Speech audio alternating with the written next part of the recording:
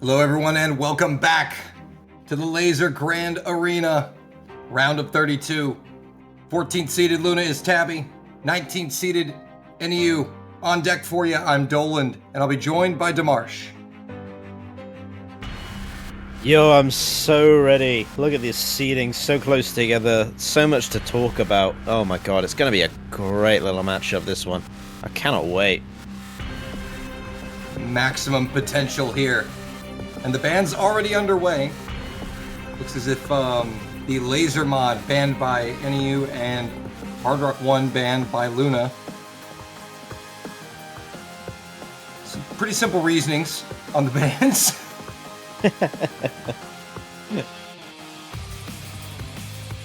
It's been really interesting actually to see that that Lazer mod. Like, for people that have really practiced it and got into it, it's been a real key piece of, like, if you leave that open, people are either going to use it to stomp you or to waste it against you. It's just been really cool to see. And then of course you've got the Hard Rock 1, which is very much just, it's a tiebreaker but with Hard Rock. And Luna's gone, no thanks. Yeah, well, the protects now are coming out, and NEU is going to protect Hard Rock 2. Luna is going to protect Hidden 2. I mean, kind of makes sense when they ban out the Lazer mod. They're probably not going to be too strong on Hidden 2. And our final bans now coming out. NEU banning out Double Time 2, and Hard Rock 3, the last ban from Luna. Yeah, so some interesting choice of bans here. I mean, Luna going straight up with all Hard Rock is bad.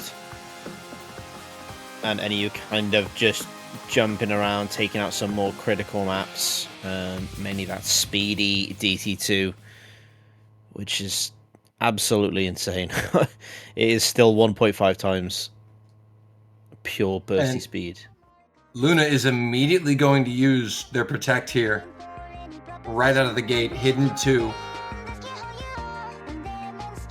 Looking to start strong here.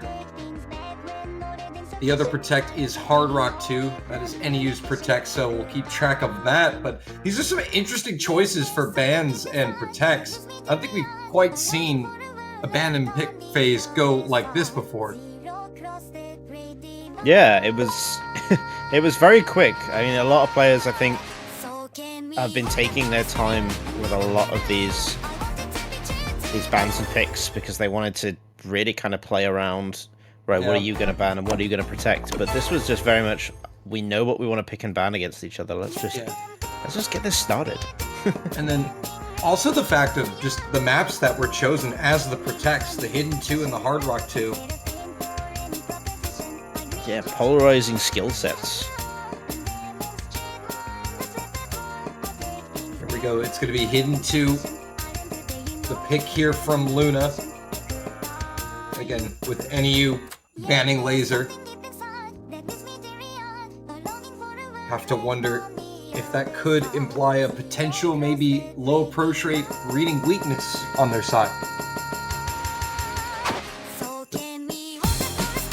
There is the first miss coming out of NEU, but it's immediately traded.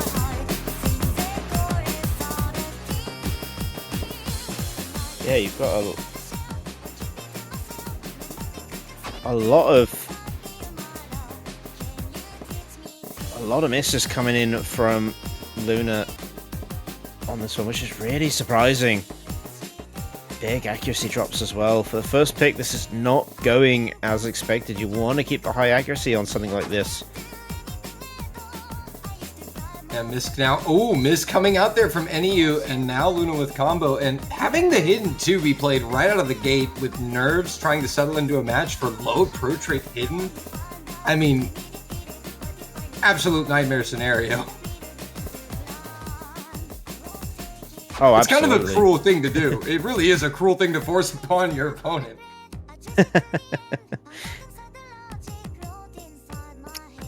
Yeah, it's like, you want to take away my Lazer mod that I spent probably hours practicing and learning the mod? Well, I'm going to make you play reading.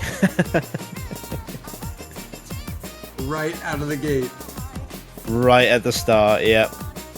And we still have 90 seconds left to go, and it's all Luna right now with a 400 combo. Accuracies are pretty even, actually about a 1% advantage for NEU, and Luna will find the drop. Now that's going to eat away at that score advantage. A chance here for our 19th seed, but immediately trades, actually drops that whole triple.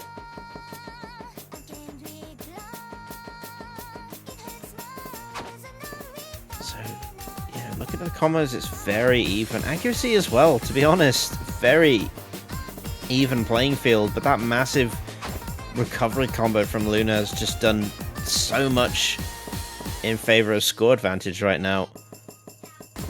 Yeah, now both players struggling to kind of hang on to combo, and Luna dropped quite a bit of accuracy there, went down from a 96 back down to 94, but thankfully for them, NEU is also struggling and holding similar accuracy. Combos are the same, so the 50,000 score gap is going to be locked in as both players trade misses yet again.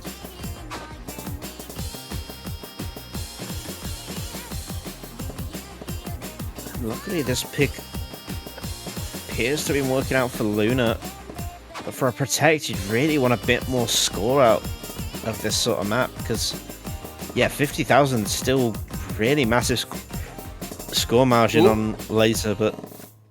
Looks like we're going to get a bit more here at the end. NEU's struggling here, and now it's going to balloon up to 76,000, so that's a bit better. That is, yeah. But you are right, definitely not as secure maybe as Luna would have wanted the Protect to go, but 76k is respectable enough. However, it kind of really leaves the door open here for NEU on the next pick here of this set. Because now if you're NEU, do you maybe throw your Protect in here into the mix and just try to cancel out the Protects and come away with the point on the set? That leave no Protects left with a one set advantage. Or do they want to preserve it? This is the thing, there's a lot of interesting strategy that people have kind of tried to apply to this format, which is that if a score margin is too high, it's easier to potentially waste the set and get rid of one of your opponent's stronger picks to leave the latter half of the match more favorable towards you. We've seen it a couple of times where, especially with the Lazer mod, if you've got one player just hasn't played it and the other has, they'll pick into it when they're already down in the set, knowing that it's just a wasted pick at that point. And NEU's actually going to go for DT1, which is kind of interesting considering the DT2 ban. Different maps nonetheless, but not afraid to go into the double time pool despite the ban and avoiding their Protect here. So that's what I was referring to, you know, with Luna's score gap here. 76k, although it's a respectable margin, that is just not enough, in my opinion, to force your opponent to use their Protect. You know, that's not a comfortable margin. There's several other maps in the pool that maybe NEU feels they could get that gap on. And Double Time 1 clearly is one of those maps. Yeah, very kind of crazy DTA map. It's not 1.5 times speed. It's worth noting that it is down to just 1.35 rate changed, which of course is a feature of the DT mod in Lazer. You can adjust it to suit your liking. But that also, we want to remind you that on the A stream we have Malashevsky versus Rince taking place, number 1 seed versus number 32 seed, as we get into the DT1.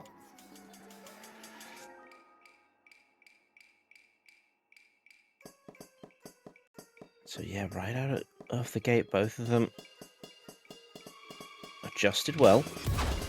But this map kind of goes crazy very, very quickly. The whole idea behind this map is it basically just kind of goes from the left to the right of the screen and back and forth constantly with its patterning. So you'll notice that as this map goes on, but You know, as a catch player, I'm a fan of the left-right spam. You feel right at home. Right at home, yeah. I know exactly what's going on here. But it's NEU with a big combo. That's what's going on here. A nice 200 combo advantage, roughly. With similar accuracies, is translating to about a 20k point lead for NEU that will slowly grow. Yeah, it will. The map kind of jumps up in stages, right? So you see those kind of jump patterns. And now that miss from Luna, things are getting kind of really dire here. That score bar is now taken off. NEU finally drops the full combo, but still has 56,000 points of advantage. Combos are roughly reset. Has about 1.5% accuracy advantage over Luna. This is still very much doable here. Yeah, chasing a 76,000 score gap. Only 16,000 score away. With the accuracy lead. Will eventually reach 2, but again, the map takes another turn, increases in difficulty, scales up a little bit more with the jumps, a bit faster. A bit more snappiness on the aim required. We are just now passing the halfway point. It's a very long double time map. But the threshold has been reached for NEU. 88,000 points and growing, 90k. Enough to secure the set.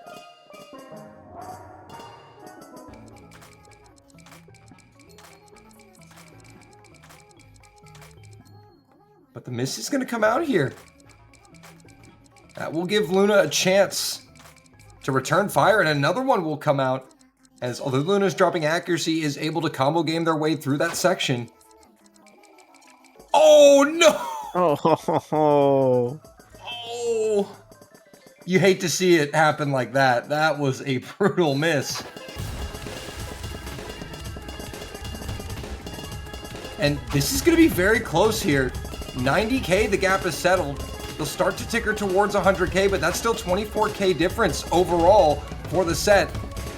If NEU struggles here in the last minute of this map and Luna can find some combo, there is still a shot at taking the set. But Luna is absolutely falling apart, but now the miss comes out from NEU. It's 100k. It's just so crazy, the ending of this map, especially when we get to the last patterns. This is so tricky to pull any kind of combo on. Snappiness is just so intense. Look at these cross-screen jumps, man. Absolutely ridiculous. And Luna trying their best, but unfortunately it doesn't look like they're going to be able to do anything here. That accuracy is just too low. Just now bringing it back up to 90. 103,000 points is the gap. It's still close. If any were to find a chain miss, but there's 15 seconds, there's not enough time. And it looks as if NEU is going to do just enough to take the first set. And they do. 26,292 points, the final margin in set number 1.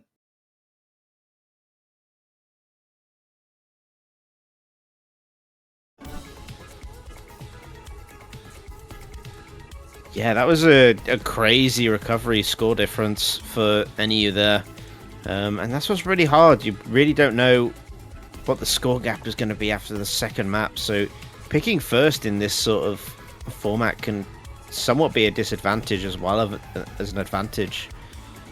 You know the score margin you've got to set in order to keep your opponent at bay, and it's got to be decent enough. But NEU's managed to overcome that without having to use their protect, which is massive for this matchup.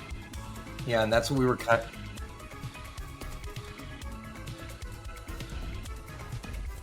Okay. All right, we're going to have to reset the stream real quick, do some technical difficulties, but we'll be right back here before they get into the second set. And it will be Hard Rock 2, the next pick from NEU, when we return. Fingers crossed. I'm...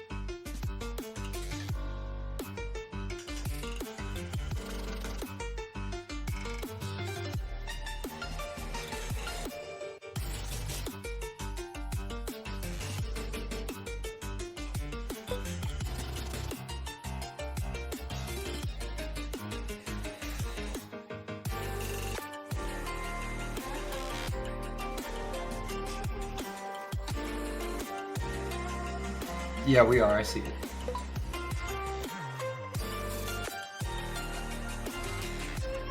Welcome back, Laser Grand Arena. We're back from the technical difficulties here. Set number 2 about to get underway. The first pick of it belongs to NEU.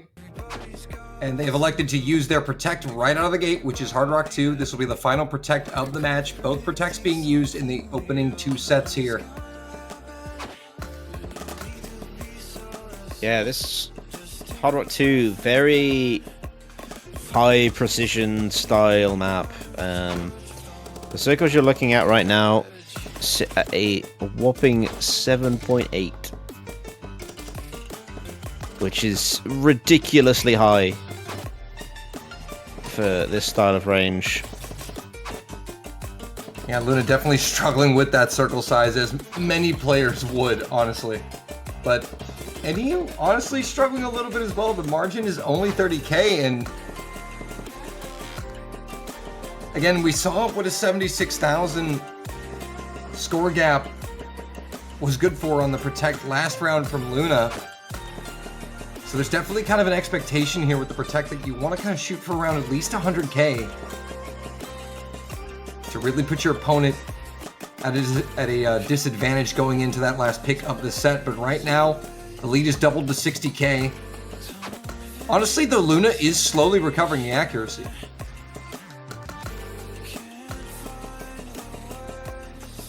Luna kind of settling into a bit of a rhythm here. It's still 4% though. And NEU establishing a much stronger margin. Close to nearly 5% now. Just over halfway through the map, probably about a third of the map left. And already we're at 80k. Oh, here's a chance. Here's a chance. A break comes out from NEU right before the spinner here. 100 combo. Oh! Man. Just a quick little jump catches Luna off guard, and that will erase the combo, but the gap is still sitting around 75k as NEU continues to struggle here.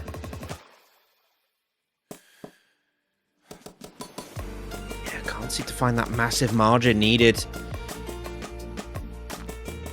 There's only 30 seconds left. But wait a minute, NEU's kind of falling apart here. NEU is kind of falling apart here. The accuracy is recovered all the way up to 93.5% from Luna. Accuracy has fallen on the side of NEU, and now all of a sudden Luna has combo, and that score gap is being eaten away. Final 10 seconds, it's only 35,000. And this is a very good position for Luna to be in. An excellent performance on their opponent's protected pick. 38,141.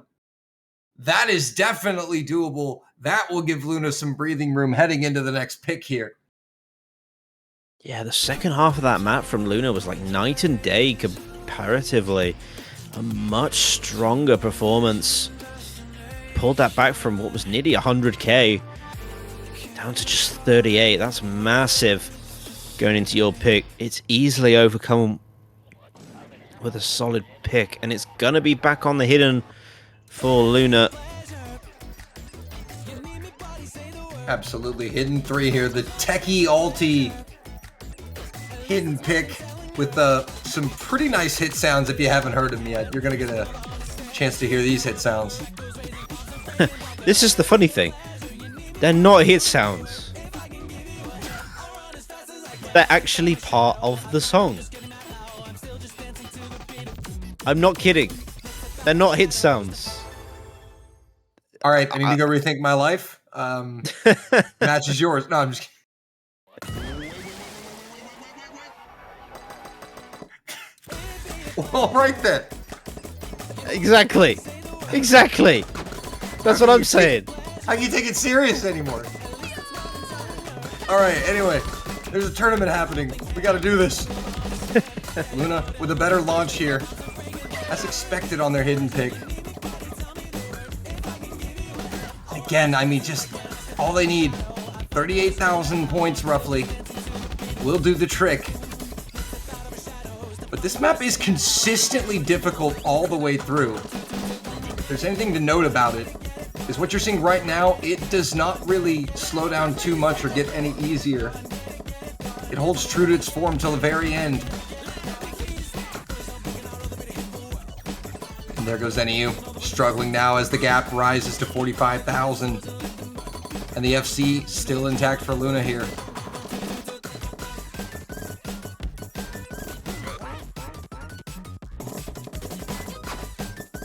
Yeah, Luna was going crazy. Both of them still with the similar accuracy. Maybe NEU can actually do something here. Yeah, this is still a very close set, all things considered. That gap is slowly narrowing now that the combo advantage is in favor of NEU by about 200. 45k and shrinking down to 40. Oh, but the miss comes out right as they were about to overturn the gap. Traded by Luna, so this is going to be a very close situation into the final 30 seconds of the map. The set is at stake. NEU finds a couple breaks. Luna finds some form, and the gap rises to 83. Well, it was close until it wasn't, I guess.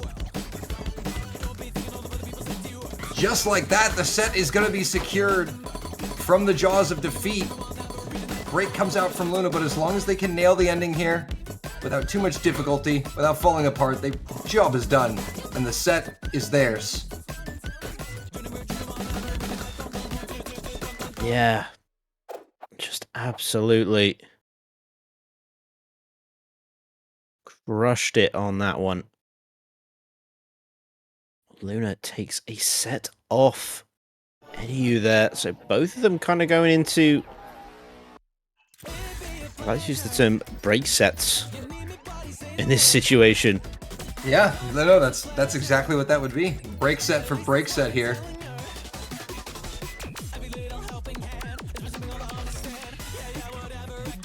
And now the pick goes to Luna here for set number 3 to kick things off. 1-1. So now this is where things get really complex right here, because you know there's going to be 2 more sets guaranteed, 4 more maps guaranteed to be played. We've got Nomad completely untouched, Hidden 1, Double Time 3.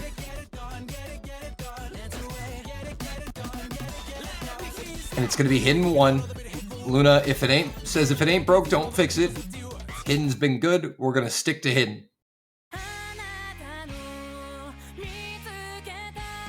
Yeah, and again, like you said, that wipes out the Hidden and hard rock pools after this map.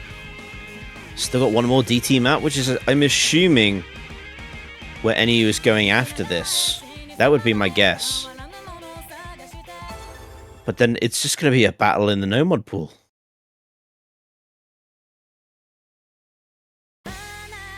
I'm not sure I'm ready for this. It's kind of our job to be, I guess, right?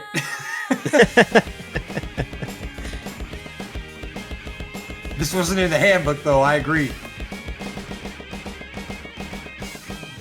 And it's a pretty solid start here for Luna, all things considered, as they've been a pretty strong Hidden player throughout the match. Opening miss here for NEU. Yeah, a bit of combo versus accuracy battle going on here. It's got an early combo, but the accuracy's not there. Combo is king. Until it's not. I think there have been some offset issues with this map as well. I don't know if that's necessarily the issue here, but I have noticed that some players have really struggled hacking this. And it could be there's some choice offsets that aren't coming across to the multiplayer client, but don't know how true that rings out. The big consistent jump section here, you'll see 2 more of those throughout the rest of the beat map.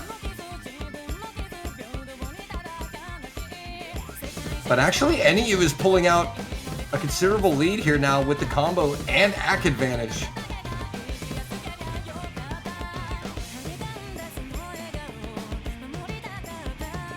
Yeah, and that's not good news if you're Luna right now.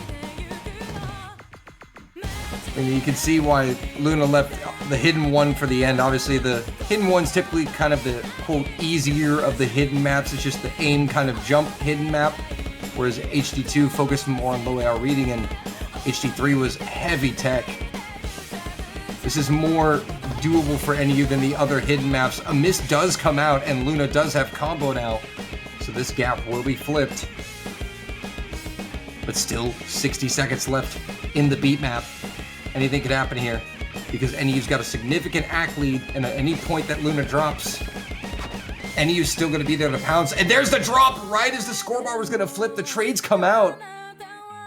5K, there's nothing in this score difference.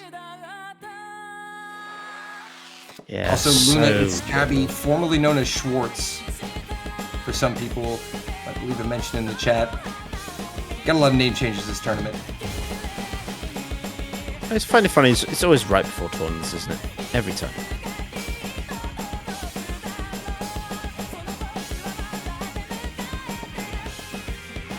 Laser's nailing that jump section, though. Wait a minute.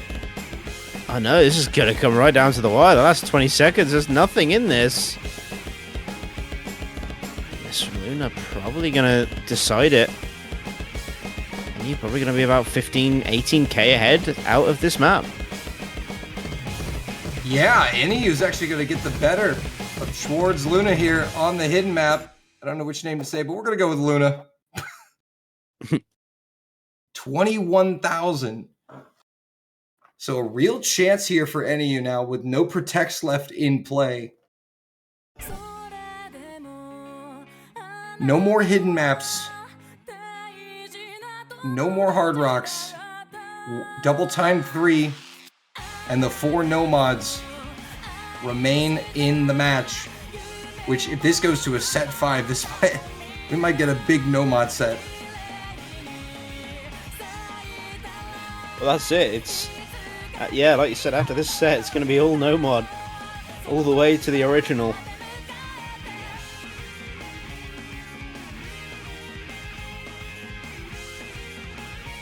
But you have to assume it's going to be that DT3, and you're going to want to confirm that double time set after being in the lead, but maybe not. Maybe takes the chance on the nomad and keeps that DT available for a later set. Yeah, because that could be something they're thinking about. You know, you use that DT now, then you're going to have a set comprised of mostly nomad. It's going to be nomad 1. I get this. I got to respect this gamble. I think this isn't a bad gamble here from NEU. You know, go roll the dice on the nomad 1. Keep that DT3 in your back pocket, because you know this is going to go to set 4 regardless.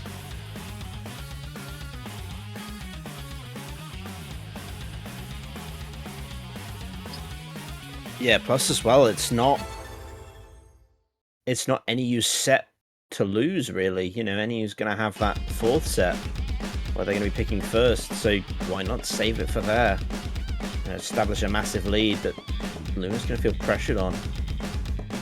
Yeah, and absolutely. The pressure here is all on Luna, because, I mean, NEU was definitely probably not expecting to be up by 21,000 coming off the back heels of Hidden 1. But a chance to clutch this set here, take a set point. We'll find the early drop. It's traded by Luna.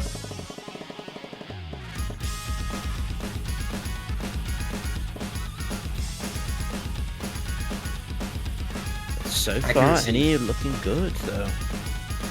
Yeah, NEU's accuracy is quite nice. Luna's struggling just a little bit. But it was mostly in their miss, and we'll find another one here on the slider head.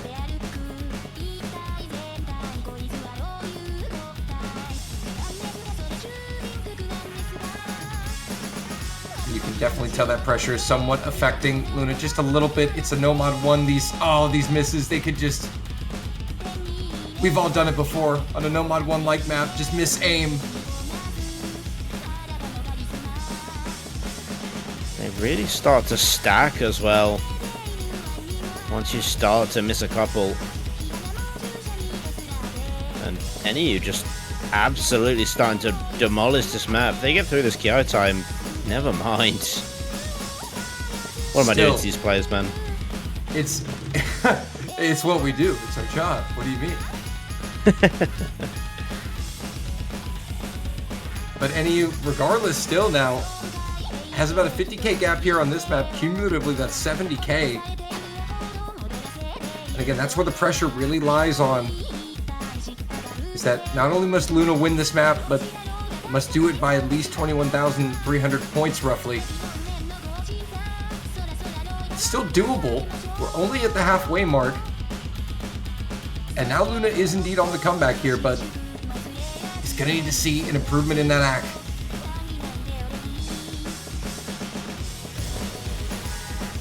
Yeah, really got to run away with it into this second KI time. Can't just let it slip away. Especially with training on the accuracy, but that miss is going to help, though. Yep, now there's some daylight for Schwartz here. But will trade the miss back. However, still got the better of that exchange. It shaved about 20,000 points off of the deficit.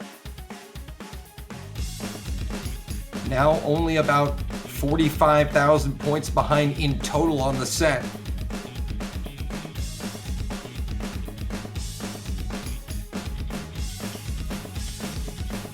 And has done a good job recovering accuracy up to 97.5 here, but NEU's at 99, and the break will come out from Luna. And now all that hard work. Oh, but the miss will come out just in time to save Luna here. Keep their hopes alive into the last minute of this beat map as the misses are traded once again. Luna is going to need to find some form here in the final Ki section of this map and need to see NEU crumble. As long as NEU holds that lead, there's no chance.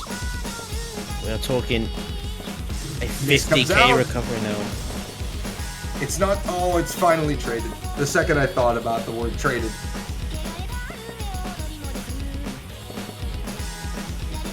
It's going down, it's coming back. NEU is missing here. 30 seconds left, there's still time here. Luna is still fighting. That miss might have been it though. I think that last miss may have just done it. And if that one didn't, that one definitely did it. These sets have been ridiculously close between these two players, but it is going to be NEU taking not only the map, but the set point as well. 2-1. NEU will lead going into set number 4.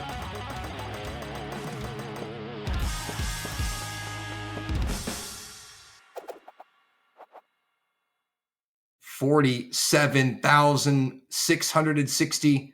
The set margin. All 3 sets, I believe, have been closer than 60,000 points, which is actually crazy. Absolutely insane. And again, like we said, not banking on that DT sets it up really well, but they're not going for it. That's a shock.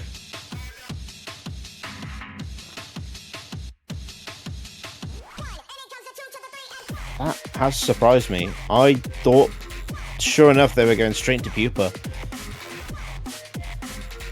But they've opted for self-destruct instead, so they're relying more heavily on the slide attack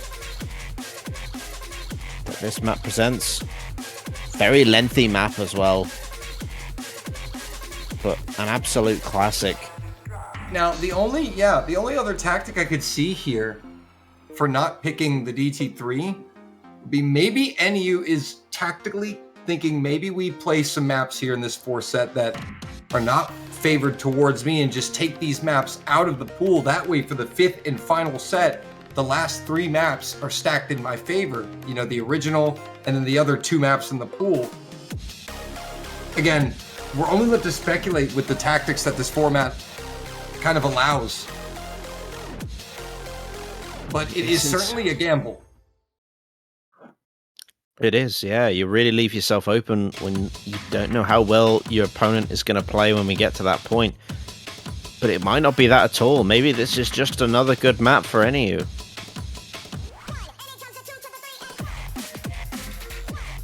Also could be stamina related.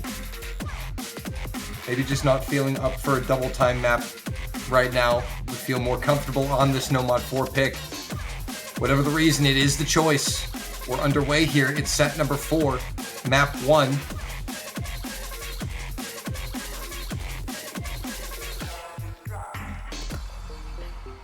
Good accuracies really from both of them. Oh, Luna, they're going to be dropping on nothing there. One of the slider ticks.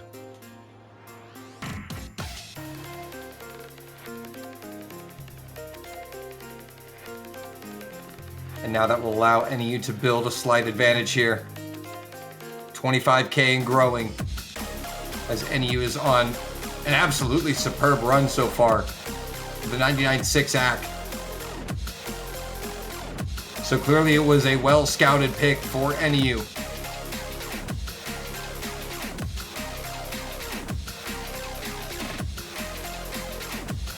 Yeah, solid stuff so far. And still a lot of map left. And Luna's starting to get a recovery combo going, so even a break at this point could leave NEU vulnerable. Does it happen? Here's the business section of the map now. This is where it really picks up into the slider tech. And both of these players handling these technical slider sections quite well. Who is going to blink first? The gap is now up to 75k. It is going to be Luna going down first. 1,000 combo. Oh, but it's immediately traded. NEU drops just after they reach 1,000 combo. 84k the margin. Still looking good for NEU.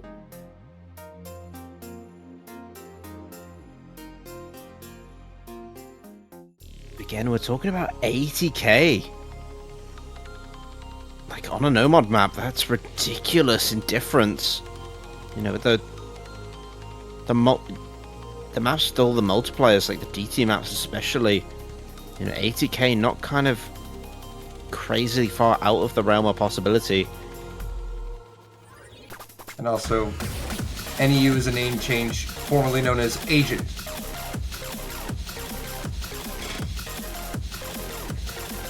You gotta love it. Gotta keep us on our toes, man. That's what it's all about.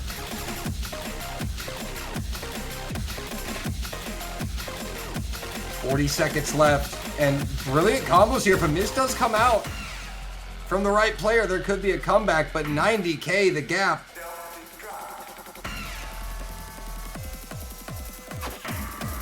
Wouldn't be recoverable. Oh, the Miz comes out from Agent. Wait a minute. Another one. Wait a minute. Traded, but half of the gap eroded in an instant. It's down to 50k. 10 seconds left. Don't fall anymore. Traded misses here, and that gap will settle at 64,500 points roughly. Luna has their work cut out. Luna, formerly known as Schwarz, NEU, formerly known as Agent. For those just tuning in, set number 4. Nomad 4 just played the pick from NEU. And now where does Luna go? Nomad 2, Nomad 3, DT3. All that remain. It is... Oh, what? Oh. What? Wow! Not what we expected, chat. Do they know something we don't? I think they do. I think they know something we don't.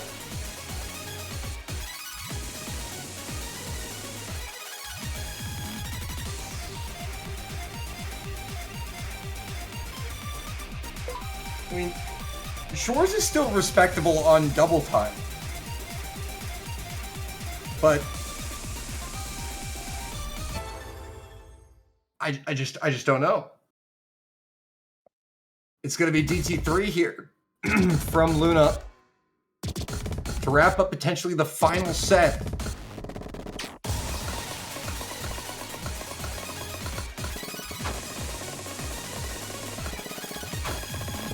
This is really going to decide whether we're going all the way.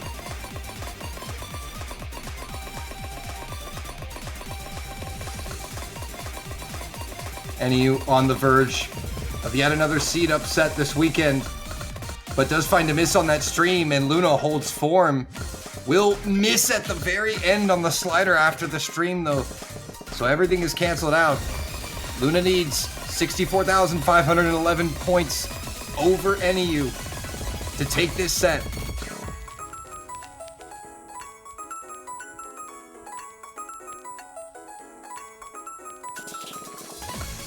Halfway through, I mean, this is the kind of map, Demarche, that if NEU finds a critical miss at the critical time here, you chain miss the wrong thing, it can leak a lot of score over. So maybe this wasn't a terrible pick, all things considered. The shorter, more volatile map, 30k, that's half of what's needed. It's growing. The combo advantage is there. It's not anymore. Oh no, traded. 30K. It's climbing again. It's climbing again. Is there going to be enough time? 20 seconds on the clock. 40k. Needs 45. Oh, they need 25k more. The miss comes out. It's traded again. Another miss. 55, oh, it's going up. 64. It's there. Oh, time. 74. Unbelievable. Oh my God. The gamble pays off from Luna's Tabby. 15k. They will take the set by, and we are going to set number 5 with No Mod 2, No Mod 3, and the Osu original.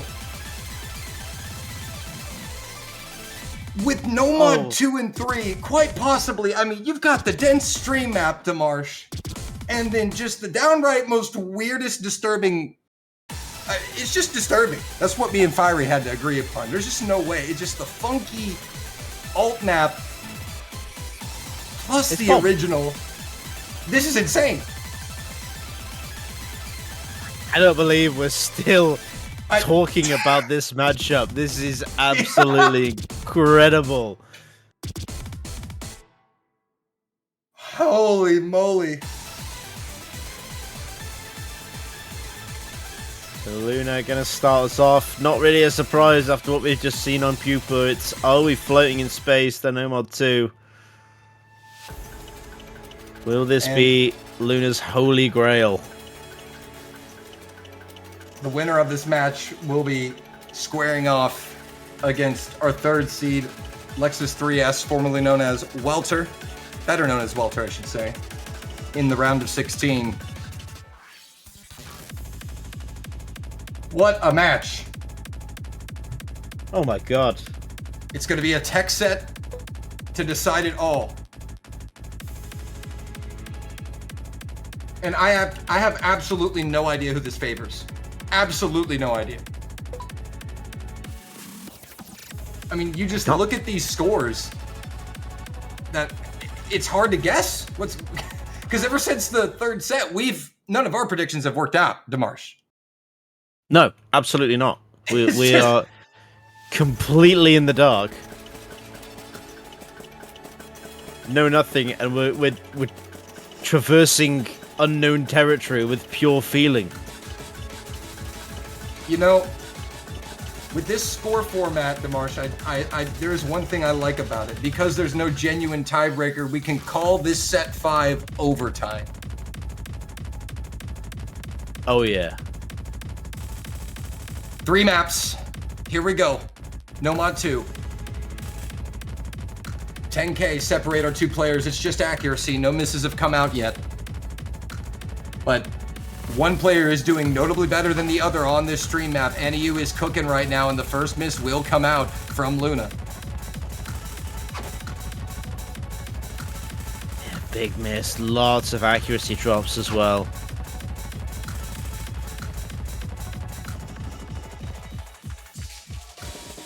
Does NEU just have all the picks? I mean, we saw with the slider tech, NEU got a crazy score on the No Mod 4. Is history about to repeat itself here in this 5th set? Now with the miss coming out, the combo advantage is now with Luna. Going to work, trying to eradicate that score gap, but the 95% AC is not helping, up to 96 now. 98.6 on the side of NEU.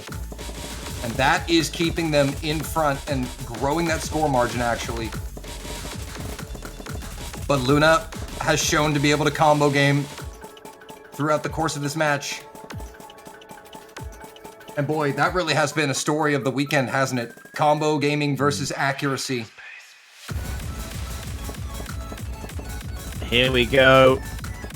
Back into the fold, the thick of it once again. 45 seconds on the clock. Let's count it down. Who's going to be the first one to break? The other have really run away with it. At the moment, it's anyone's game from now on. 100K is the gap. 95K. Misses traded. NEU, I believe, has gotten the better of Luna here. Not much can be done here in the ending sections as NEU does find a break. Luna will try to chip away a little bit here, but this gap will park and settle at 95,000 points. And that's where we'll stand at the end of map 1 of set 5. That's not good for Luna. The first pick puts them nearly 100k down. And now we go into a map that many would struggle to explain. However, I shall simply call it Bob mapping. Just Bob. Bob mapping. It's just Bob.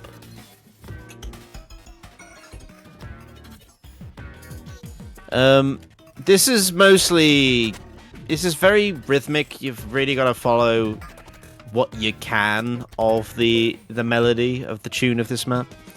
And failing that, you've got very tricky finger control to contest it. Yeah, to contest with. Yeah, more aim control here. Oh, yeah. Luna's telling us in the chat. Luna knows what's up. Funky rhythm, wacky changes, aim control. Yeah, that's what I said, Bob. Just Bob. Bob, yeah. That's short for Bob. Oh, Just Bob. And all that jam-packed into 1 minute and 58 seconds of goodness. It's a very short map. So it's definitely chaotic evil.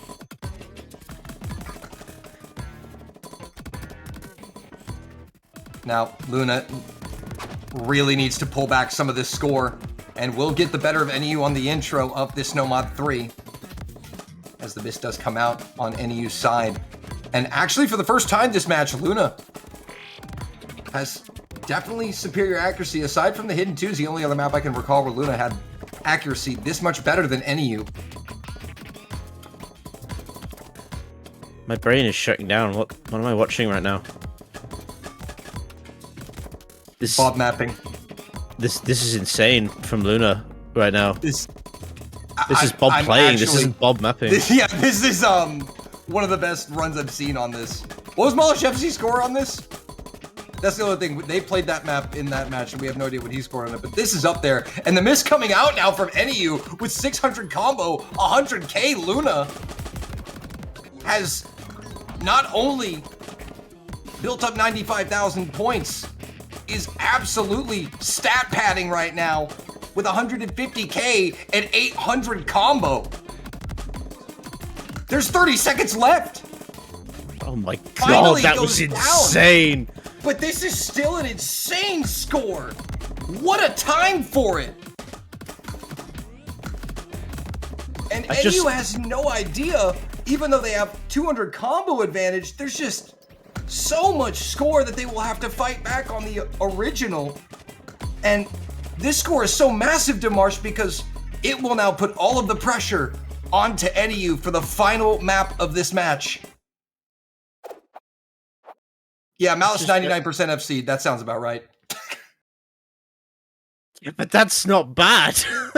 Yeah, but that, look at this, 814k from the 14th seed.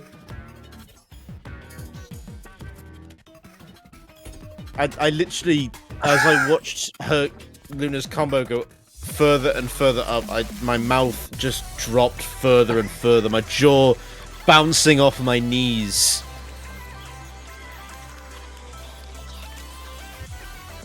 And now, OG1. It's time. It's time to conclude our overtime period here. It's the buzzer beater. And Mr. Official, could we get an update on the exact number of the difference that's needed real quick?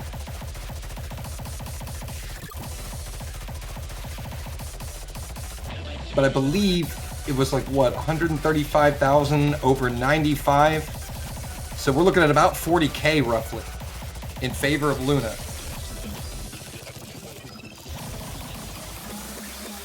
Somewhere around 40,000 is the number. Here we go, on to the original. 668. 43,668 is the official gap. All right. Here we go, chat.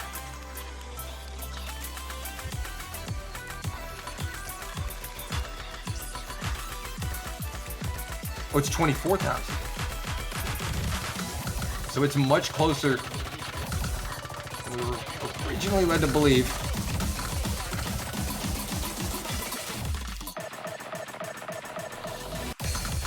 But here we are, set number 5, all to play for. One of these players will carry on to the round of 16. One of them is going home. Indeed, one of them getting eliminated right here.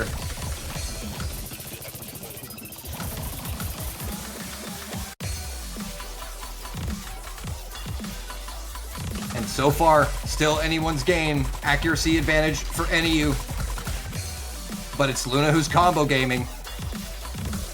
With the combo advantage. And the final map following the tail of the tape. It's been a close one the whole way through. Halfway through, traded misses. Score gap will park right around 15,000. Remember, it is 23,668. That is the number you need to remember, chat. That is the gap that Luna has over NEU. And now NEU has overcome it, but can he maintain the 26,000 advantage?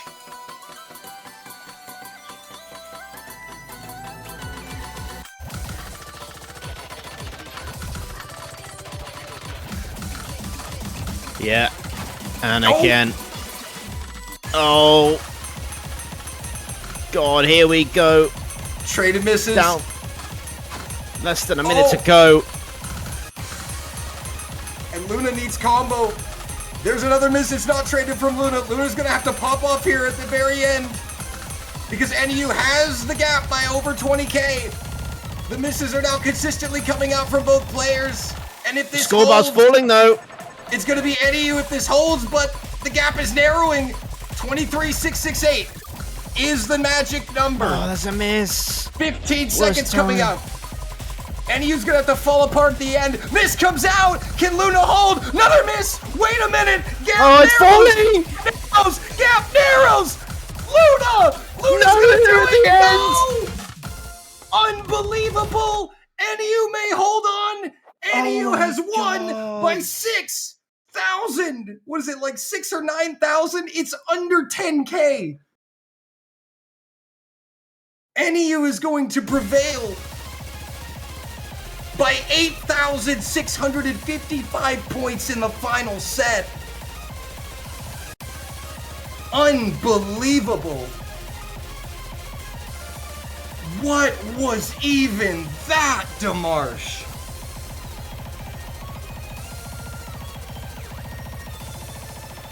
That was a beautiful ending to the tech arc of the 5th set. 12K decided the final map. Absolutely pure insanity. What a game between these two. Take a bow, because that was intense.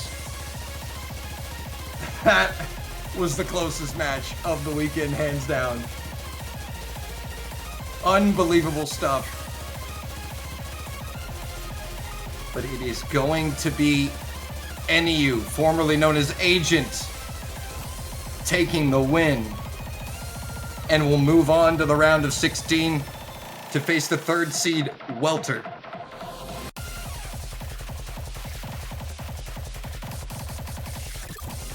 And the matches just get harder. The further you climb, the harder the fall. That is going to be a tough matchup, but NEU showing great ability in this match.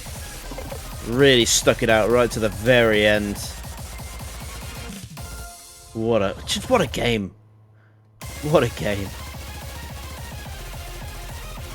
That really is all you can say. That was just, simply put, something special.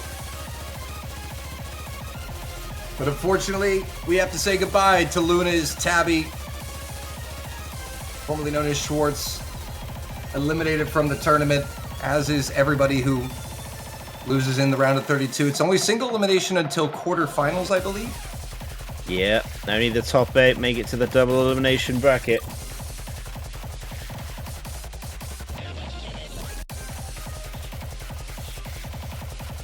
Well, that is going to do it for now. I think I need to go calm down.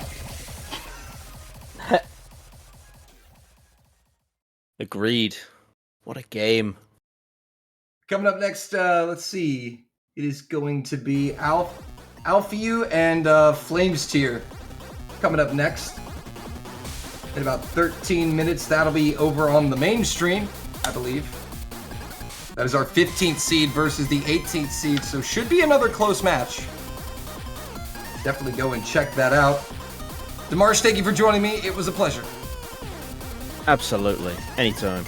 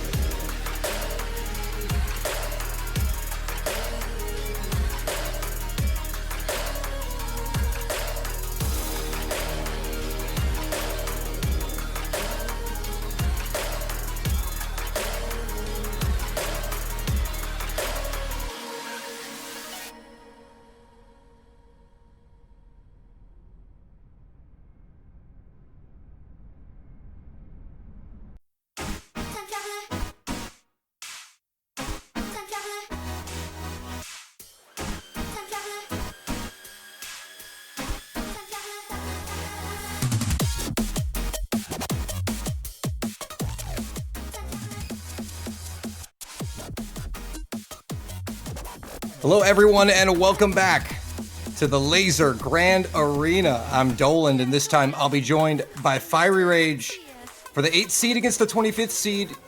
It's Arj, that's a name change, Namamoe, formerly known as Arj, to against Wandario, formerly now known as Wandario. Fiery Rage, how you doing?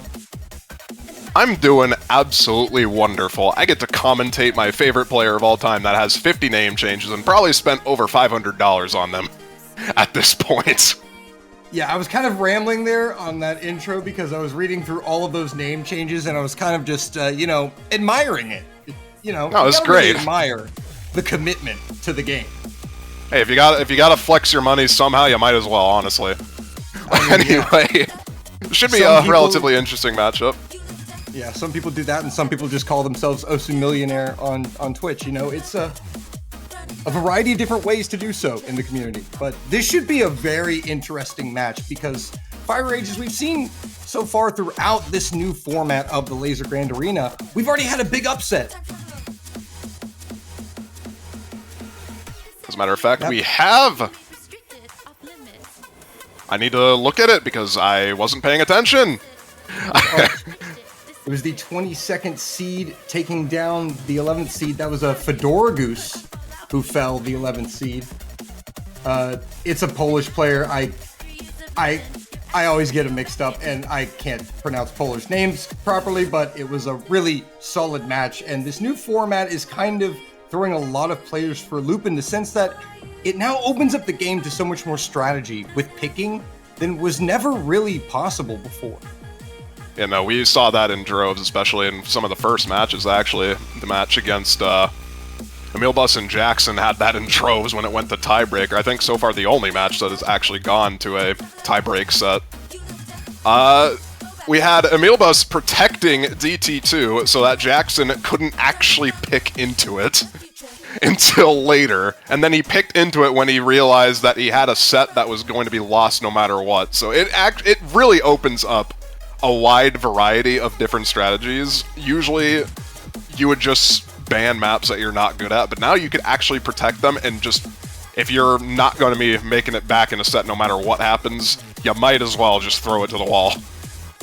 Indeed, and I don't think we caught the protects there in time, but the ban's now coming through. I know for a fact Wandario protected Laser Mod. I'm not too sure about the other one. Let's see.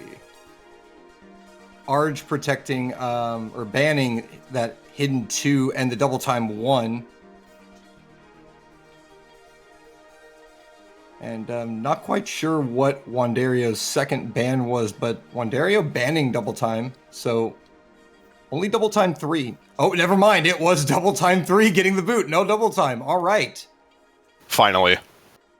This is finally something I can actually respect. I could finally watch this game the way it was meant to be played. Listen, this is the perfect boomer match. We can slow down. We can slow things down, all right? It's the only fast things here is AR-10. Speaking of slowing things down, we got a fairly slow map, Hard Rock 2 being picked. This is the CS 7.8 map. Very precision heavy. You'd normally see CS 6.5 in the Hard Rock 2 precision slot, but this takes it up a notch. Goes kinda crazy with it.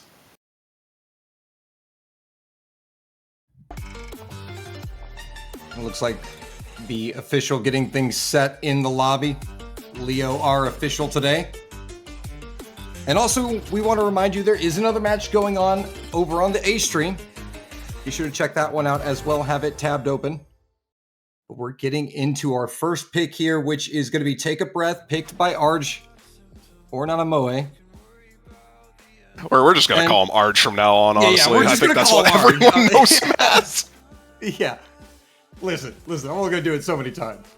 And for those wondering, yes, Arj is from San Marino. That is the country flag in the top left corner of your screen. The number 1 ranked player from San Marino against Wandario representing Canada here.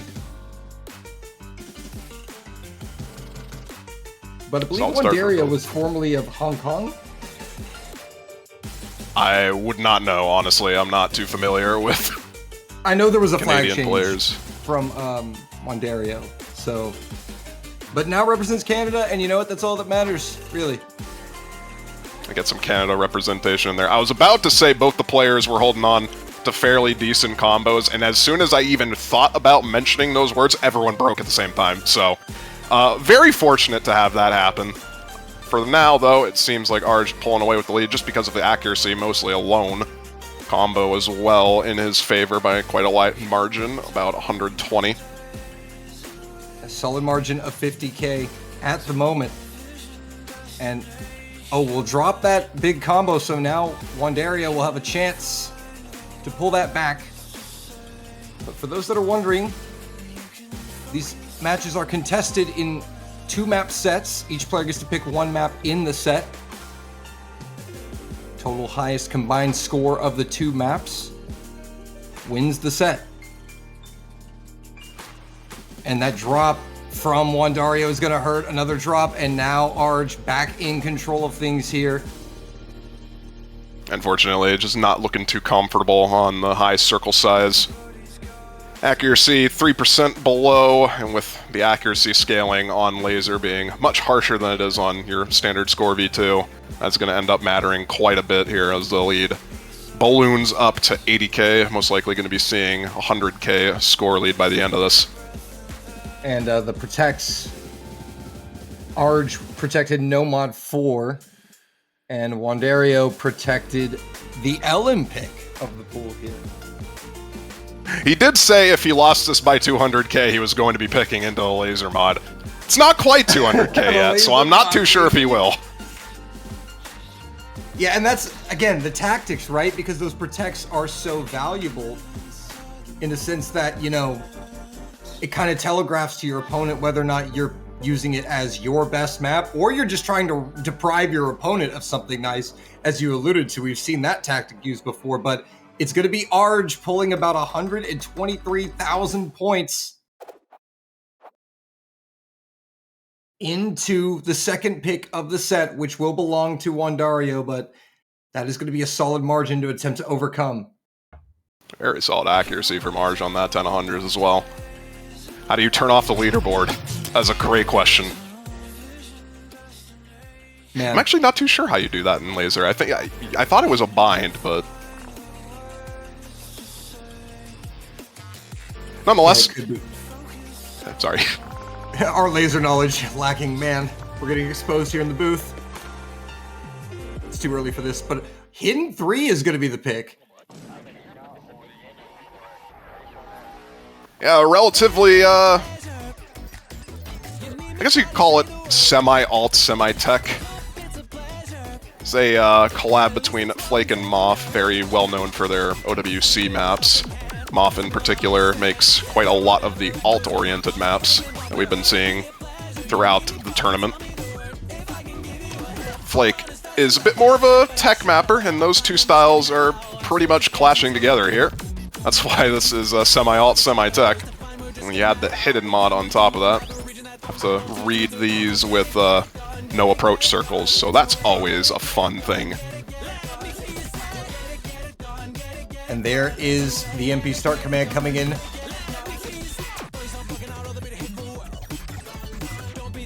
Should be getting into the map, hopefully, relatively shortly. We did have some funny... Last match I casted had some funny issues with this map in particular, and I'm wondering if the same thing is going to be happening here. Because we had It looks like we remain in suspended animation as the start command has failed us. Okay, it seems like everything is good. Okay, yeah, we're good. The last match I had this basically bug out entirely for like one player. I think it was what is going on right now? Is this... Oh, it's no hidden, no hidden. Oh no. There's no... We do not have the hidden mod enabled.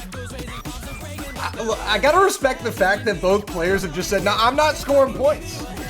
Neither player had 4-digit point count. That's pretty respectable. None of them were that locked in. They just were instantly like, yeah, where's the hidden? They didn't see... They immediately saw the approach circles and immediately knew something was wrong. I mean, I respect it, honestly. Man, I think Arj and Wandario would be great Simon-sized players. getting that fixed, hopefully. Should be set to go now as we get into the map for real this time. Third time is the charm.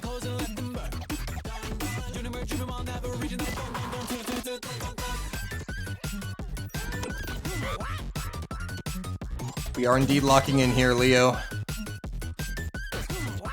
We'll see if the client can lock in and load.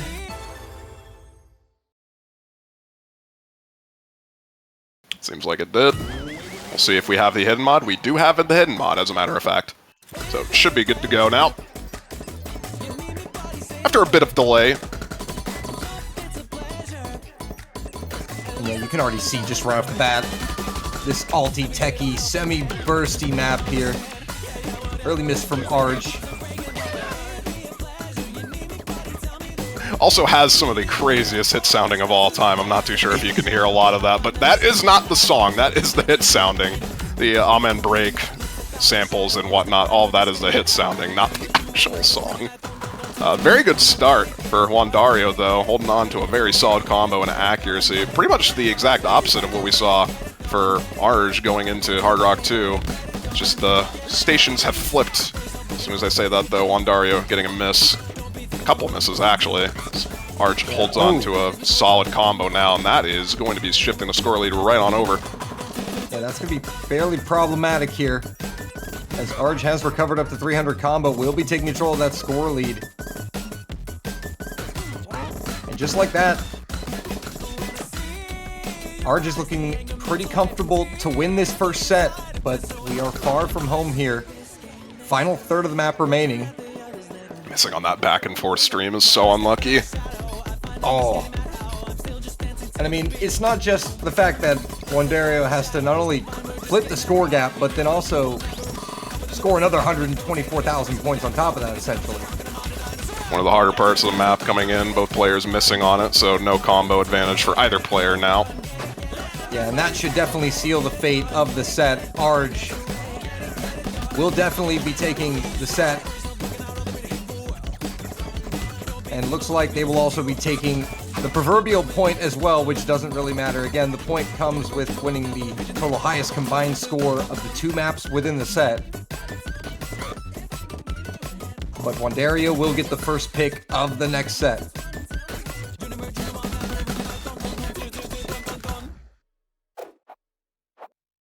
A solid performance from Arj. Roughly the exact same score lead for both of the maps, 120k just about. He's going to be solidifying the first set as his. 2 picks done. And now we get into the second set. We'll see what happens with that. None of the protects have been picked yet.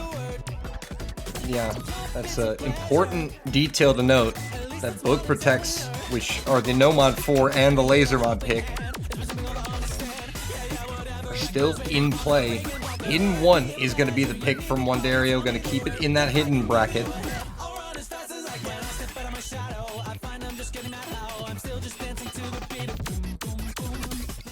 Wandario not phased by the loss on Hidden 3. Just going to be picking into the other Hidden. That has not been banned out. So no more Hidden now. No more double time. Now no more Hidden. This is a very awkward aim-oriented map. It's a lot more traditional in that sense with the Hidden ones you saw in tournaments around 2020 or so. It's back when standardized pulling was a thing that everyone wanted. Until they didn't. Until they didn't.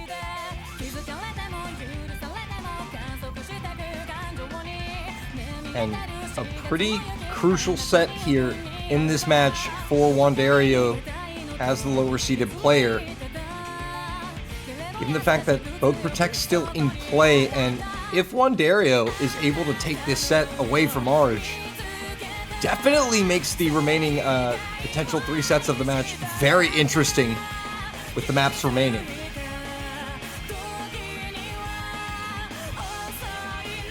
The Lazer mod is free for Wandario to pick, and he did do pretty well on it, if I remember correctly, in qualifiers. It was a different mod combination, granted, but the Lazer-specific mod does seem to be something he can do fairly well.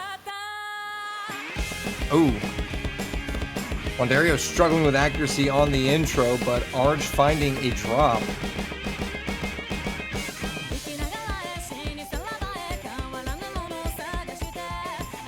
gonna remain in Arj's favor for now, but as the combo builds up, he'll be shifting over to Wandario. Just kind of unfortunate, unlucky act drops, probably just not locked in, but seems to have no issue now. It will be affecting his score lead, though, for the moment. And nope, nobody breaking there on that burst, but Arj did find a slight accuracy drop.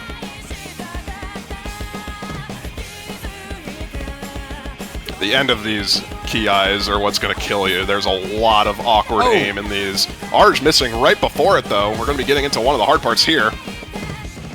And Wandario is going to trade that miss. It's still a lead for him, though. 10k in his favor. Accuracies have basically evened out now as well, so no more lead in that regard for Arj. As we get into a bit of a filler section. Definitely not the worst case scenario for Wandario to be in here. Obviously, prime opportunity gone to waste by just missing in that hardest part of the map, but you know, still has a chance here. Now that he's recovered both players with the same combo, essentially, a miss is going to be absolutely devastating here for either player. And the chorus is pretty consistently difficult. Both players having no issue. As we get into the next hard part here, we'll see if any player misses. Both the players miss at the same thing again. Traded misses. And that score bar shifted about 1,000 points towards Arj's favor. Now even more so as Wandario finds accuracy drops. A 2k advantage. And a miss from Arj that is not traded by Wandario. Right into the break. Still have one more chorus to go, though, which is coming up right now. We'll see if Wandario can extend this lead by holding this combo. It's all in his favor now. It's just whether or not he can push this further and further and get that much more of a solidified lead. Here's another hard part. Wandario sticks the landing for the most part here, and Arj finds several drops in Wandario. He just aced that section. There's still there's still a bit of hard part left, but that does solidify at the very least a 50k lead in his favor. Yeah, that's an amazing job with nerves. I mean, look at that, 65,000. We'll see what it turns into here, Fiery, but that is massive, given that their scores were essentially even at that point. Does drop on the last slider. It's going to stay at 70,000, but that is the first lead that Wandario has had this match. And it's a decent lead to go into the second map with. 70k is not a small margin. Yeah, that's a respectable margin that, you know, is going to make Arj have to seriously think about the pick here. Well, he didn't have to think too much about it. He just immediately went, you know what? Time to pick the Protect. Yeah, and that's the thing is that clutch from Wandario there at the end is going to force this Protect out here from Arj. Because that's definitely the only map that, obviously this is what you use a Protect on, right? You know, a map in which, you know, I need to get 100k. This is what you do. And this is going to be a very important map here for both players. If Wandario can hold off the charge here, it will be a Protect off the board for Arj. It will be a tie game at one set apiece. And we will have no double time or hidden maps remaining for the final two sets of regulation. Well, if Hidden 3 was alt tech, this is quite literally just tech. This is what your mind thinks of as soon as you hear the word tech. Lots of slider aim, lots of awkward patterns. This is a fairly well-known map, also in Spotlights right now, actually, in the Lazer playlist for that. And you can, basically, from that beginning, you can kind of already tell what this map is going to more or less bring. There's a bit more of a hard tech slider section coming up shortly, but for now, bit of a slow part. None of the players having any issue comboing, it's just accuracy making the difference. Yeah, also somewhat bursty in nature too at times.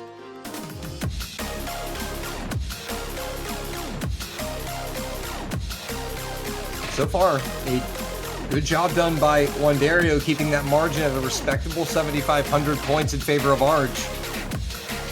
What players have seeing, it's just an accuracy difference at this time. But again, we're only a third of the way through. We're going to be getting into one of the hard parts pretty much in the next 30 seconds. Actually, less than 30 seconds, like the next 10 seconds. It's going to start pretty much immediately after these repeats. Here we go. Here it is. Yep. And there it is. This is where you get a lot more of the slider tech. And this is where a lot of the patterns become pretty funky to hit and act properly. And then we're going to be immediately seeing a drop from Wandario. Accuracy drop as well from him. Arj still holding on to the FC. Going to be building up this lead immensely from that. Just off this accuracy and combo alone, having no problem whatsoever with this section. Wow. The miss not traded, and Arj now 1K combo and growing, 85,000 points. That's enough to take the set. Holds combo through that final slider, and now things are looking pretty bleak here for Wandario in this match. Still one hard part to go, so anything can happen. The lead is only 20k in favor of Arj, after applying the 71k score lead that Wandario has currently.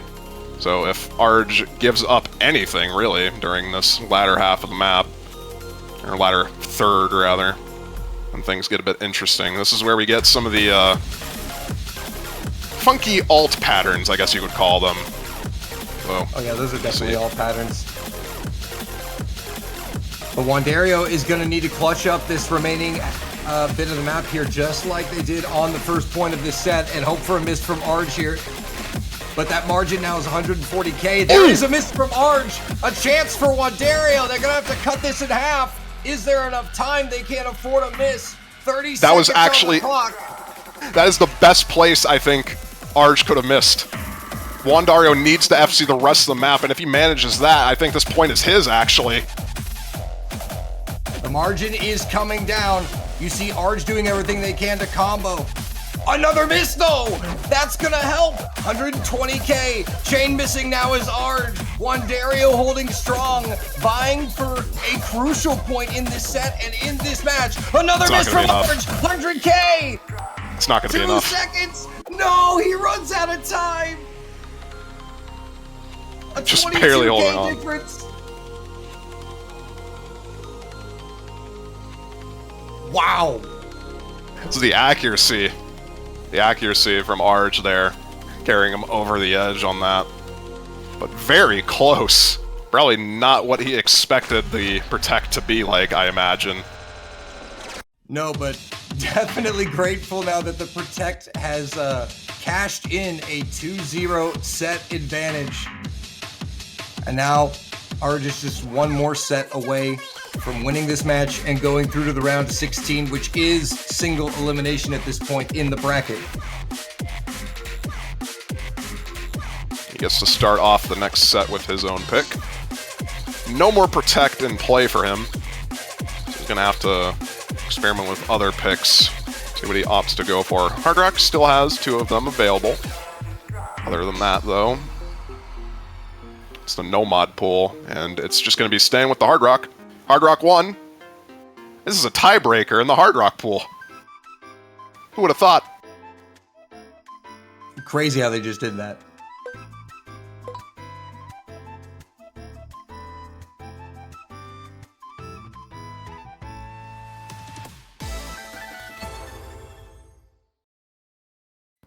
This map is into it.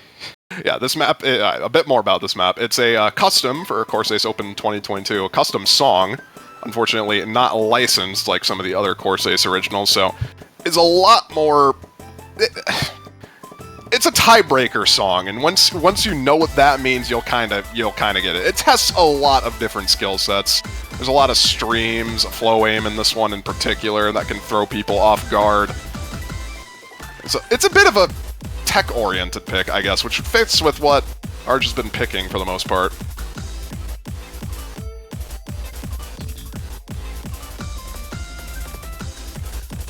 So far, pretty clean for both players. Accuracy advantage in the favor of Arj, translating to about 3,000 points on the scoreboard. Being one of the lengthier maps, some of these early misses aren't going to be too much of a drastic change in score, as we see Wandario miss right there. It's not going to shift the score that much. We'll shift slightly, but not by a super considerable margin. As Arch trades it immediately after. It's going to keep things pretty close here. Just under 20,000 now, right around 15K. Another miss coming out from Arj.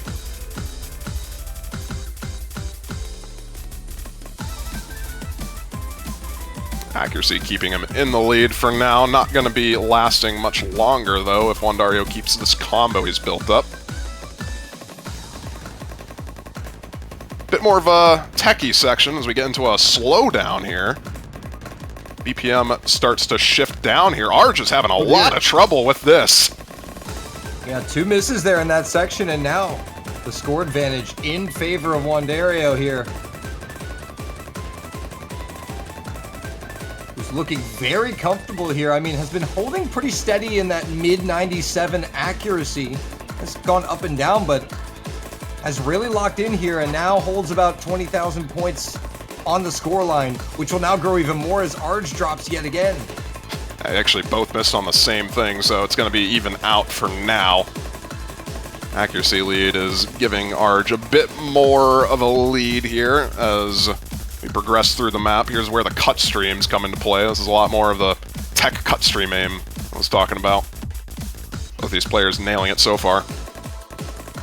We're now halfway through the beat map here, and a miss coming out from Arj.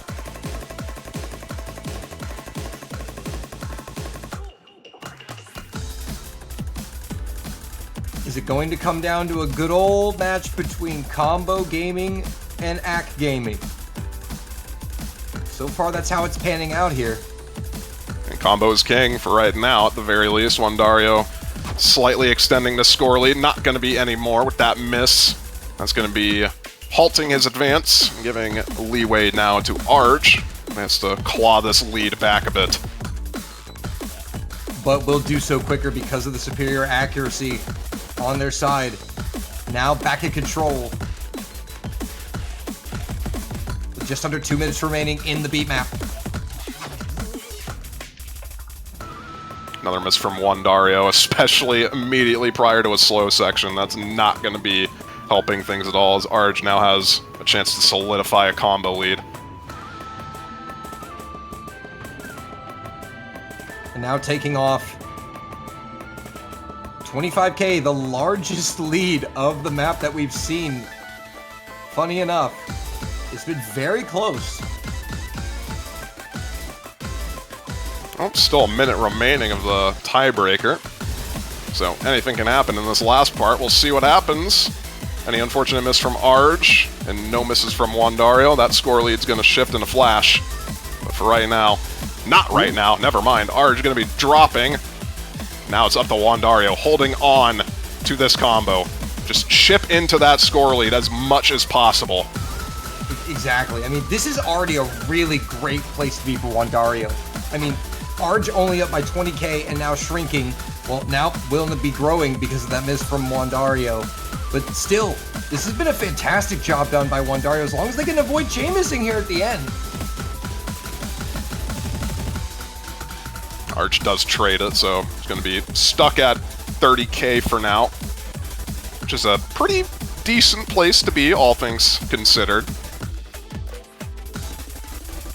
Yeah, see if he can 5-minute long beat map here. Essentially a tiebreaker in a Hard Rock pool. As the 25th seed, I think this is a pretty good place to be. Oh, wait, and this is going to get even better here at the end. Down to 23,000, the margin. That is very respectable.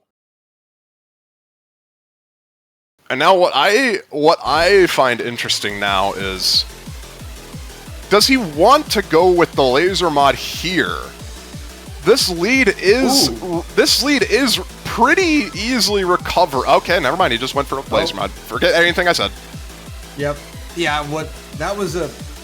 All right. That was a big decision made very quickly. I was thinking he would put some more thought into it since, you know, the lead was 23K. Laser mod might be a bit more to his advantage. If he might want to save that for a lead that isn't as recoverable. But nope, just want to get this set over with, get this set point, and be done with it.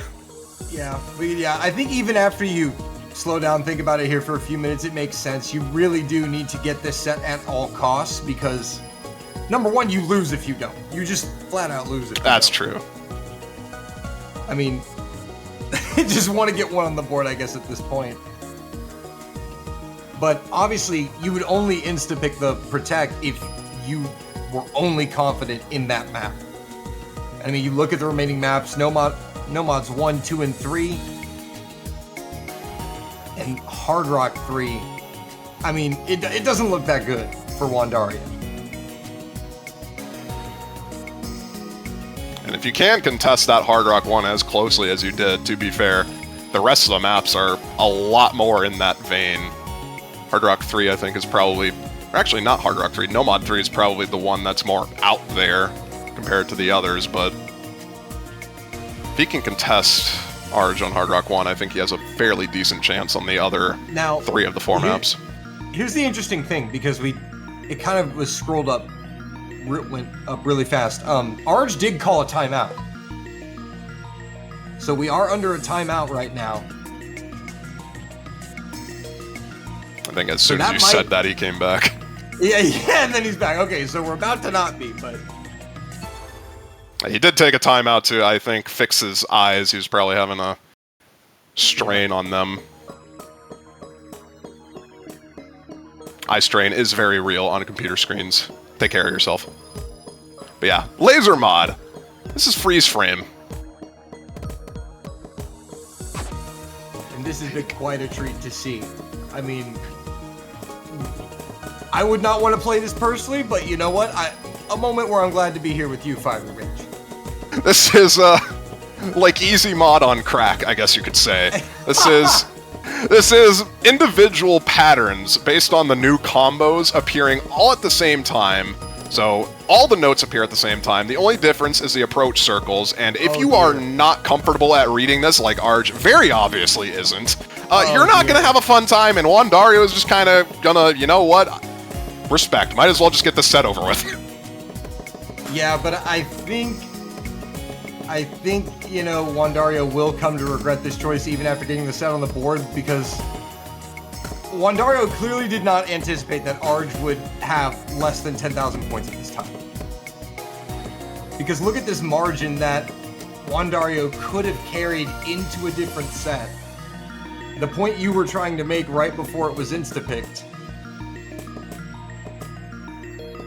That's what a lot of these gimmick-oriented picks end up being, especially with, like, low AR stuff or anything like this, which is just really out there and requires a lot of practice in order to get right.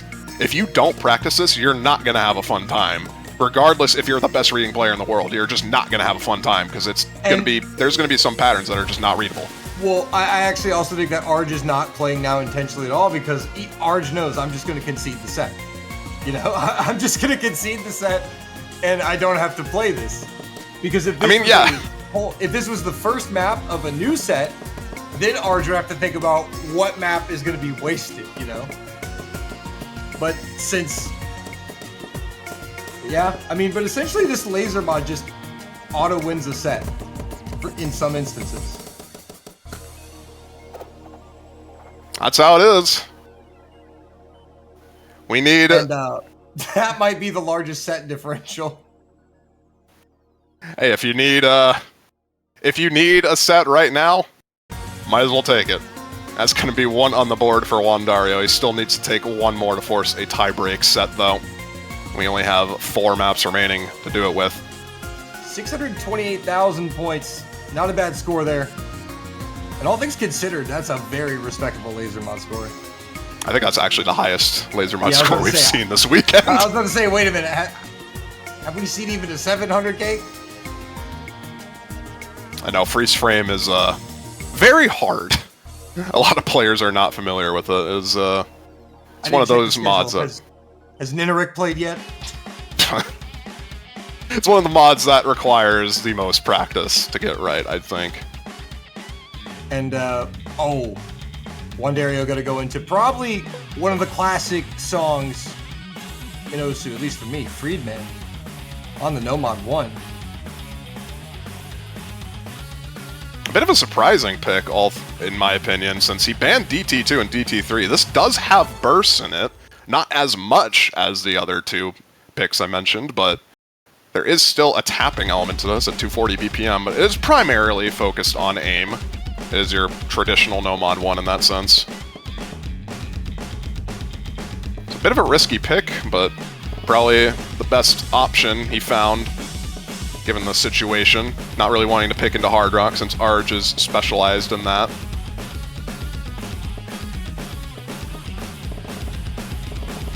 Well, and also, just coming off of the Lazer mod 2, the No Mod 1's probably the map that you're the most familiar with in terms of the approach rate. And as you can see, this transition from Lazer mod into the No Mod 1 can catch you out as Arj finds an early miss here. And that will now eat away at that accuracy advantage.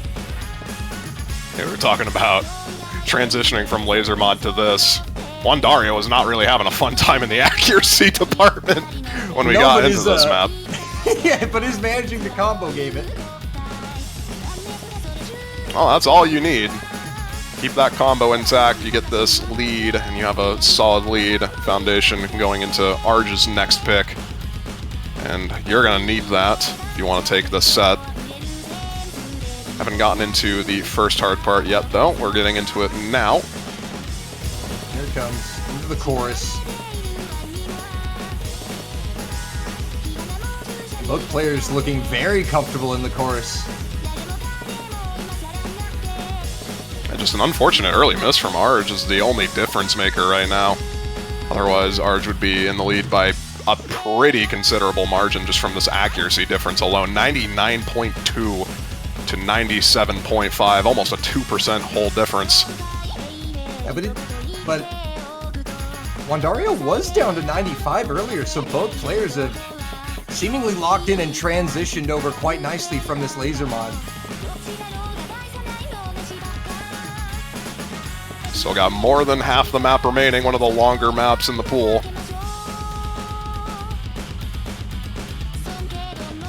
So this lead is not... misses first. Yeah. His lead is not set in stone by any margin. 20k is minuscule. As soon as somebody misses, that lead is going to shift one way or the other. The most unsafe lead of all time.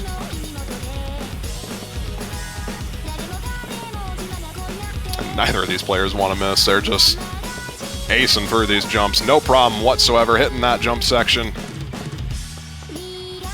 And they're going to be seeing that. I believe there is a break time here. Wandario up to 98% accuracy nearly. Both these players have locked in. Arj up to 99.4. But that unfortunate early miss has opened the door for Wandario. But there's still 90 seconds left. And there's a miss. Oh, traded misses at the exact same time. This is probably the most mechanically intense section of the entire song. This is where you get a lot more of the 240 BPM streams. And we'll see if anyone can hold through it. Seems like Wandario going to be getting the best of it, increasing that lead ever so slightly by 5,000 points. And just going to keep on increasing it as Arj misses once again. And that miss is going to be a bit more devastating here as Wandario has some combo. Heading out of that difficult section. Will drop though.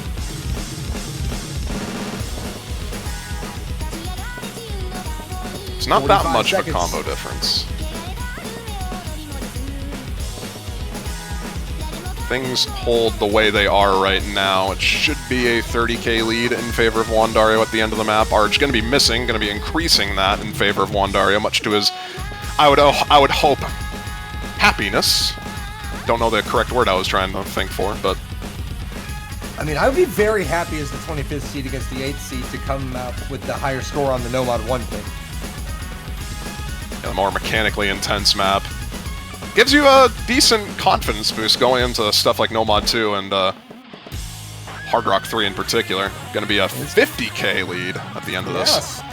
A decent margin pulled out here by Wandario on the back half of this beat map. We'll find a miss on that slider at the very end. It'll settle at 47.6, the margin here. But now a very interesting position for Arj to be in here. with the last pick of this set, needs 48,000 points roughly, and will go for Nomad 3. Yeah, this is probably the best remaining pick that Arch has, so I'm not that surprised to see this. As we mentioned, Nomad 2 and Hard Rock 3 are a lot more mechanics-oriented. This is kind of just a rhythm-oriented. This map is weird. This map is weird. There's delayed rhythms, delayed 1/4 that you have to act properly. It's very complex. This map just ain't right. Basically that. I mean, the song itself kind of gives that impression, to be fair. And these are very high stakes right now. If Wandario is able to hold on to this advantage here, this will go to tiebreak. We're going to be seeing those two sets, or those two remaining maps, Nomad 2 and Hard Rock 3, picked no matter what, as that is the remainder of the pool. Both of these players, solid start so far on Nomad 3, and just the accuracy lead for Arj, which has been a pretty consistent theme throughout. But Arj going to be finding an early miss, and that's going to be shifting things over right quick to Wandario, and that is not what you want to have. But again, the accuracy is still very good for Arj. The issue is, though, this map is really short, so those misses do end up hurting quite a lot. We're already only a minute remaining of the map, and Wandario's still holding on to a combo. Oh. Arj missing once again. This is not looking good. This is, yeah, it's looking Jover already here because we're already over the halfway mark. Wandario has not gotten score capped. Arj has no combo, despite the better accuracy, and is now down cumulatively over 100k. With 30 seconds to go, I believe we are in for set number 5, Fiery Rage. Yeah, finally, Wandario going to be finding a miss, but it just does not matter. There's a almost 150k score lead, taking into account the other 47k that is there. It's going to be getting a bit close here. If Wandario can keep his composure for the last 10 seconds, should be fine, but... Yeah, I mean, again, closer on this map, but again, nothing can be done about the overall score gap, which is going to settle at around 80-something thousand here into the ending.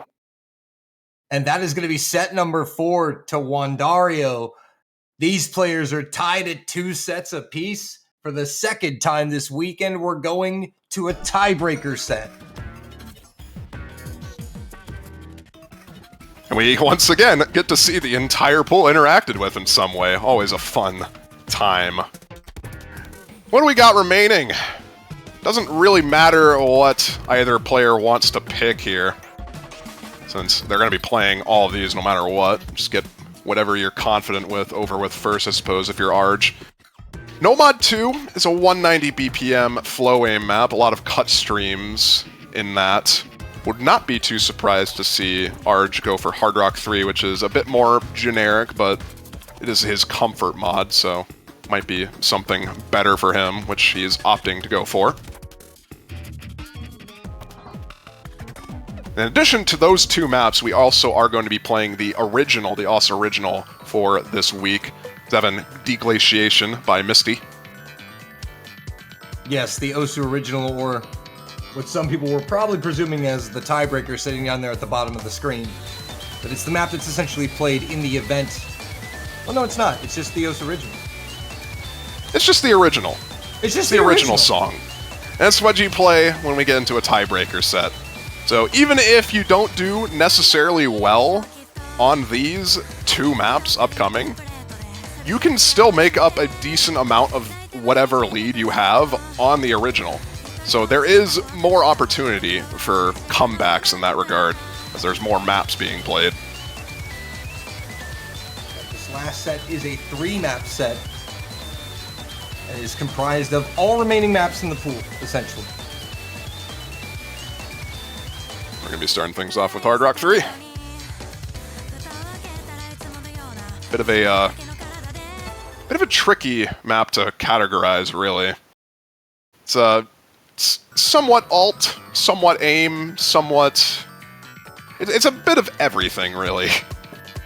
And probably one of the harder maps in the pool, actually. So, be very interesting to see the scores on this.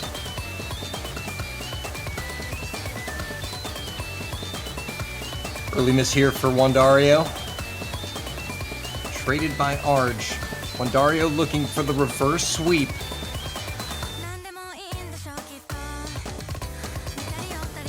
And what would be the biggest upset so far, too?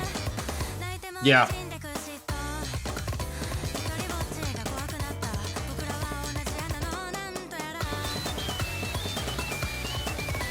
Both players trading early misses, accuracy almost dead even, which is in stark contrast to how a lot of this match has been going. Yeah, I was It's going going to to say, be- it's usually been Arj with the better accuracy, but Wandario's looking very nice and composed here. It's still Arj favored in the accuracy, which is going to be giving the lead somewhat to him. It's not solidified quite yet, as the combo difference, only 40 combo difference, not really anything to write home about. It's going to come down to the next miss, and then that score lead is going to start mattering a whole lot more. But for right now, both these players just kind of nailing it, as Arj is the first to miss, so Right there before goes the his trigger. lead. And right before the break.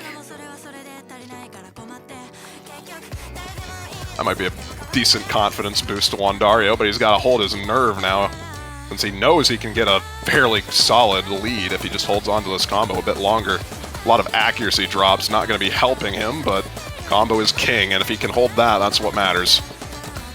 And that has been the story of the match. Wandario, the combo king.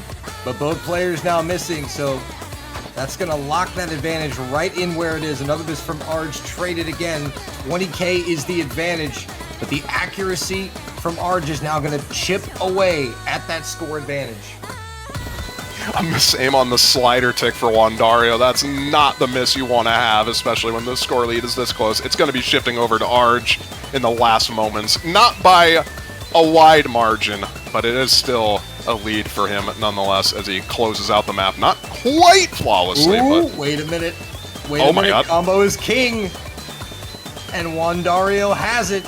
And Arj does not. Into the Okay, final well. seconds. Is it going to be like a tie? Come Oh. on, my heart. 2k is going to be the margin in favor of Arj here. well, Which is you basically nothing. Basically nothing. you basically have a dead even map. So Hard Rock 3, essentially zero difference Yeah. in the score. So all really comes down to No Mod 2 and the original now. And that is not GG chat just yet. That is map 1 of our final set. We have 2 more maps to play. It's going to be this No Mod 2 and then our original.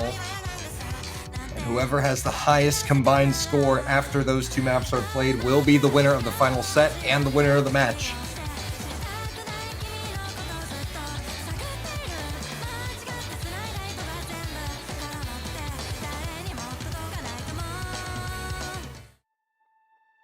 Is going to be No Mod 2 played next. Map by Devious Panda. This one a perennial 2024 original, or 2023. Not too sure. I think it's 2023 if I'm not mistaken. This is a, as we said, 190 BPM cut stream map. It's very tech-oriented, and this is where the Lazer client does make a pretty considerable difference. No note lock helps quite a lot in these types of maps. 2024, thank you, Dio. Dio is the host of the Perennial. Everyone thank Dio.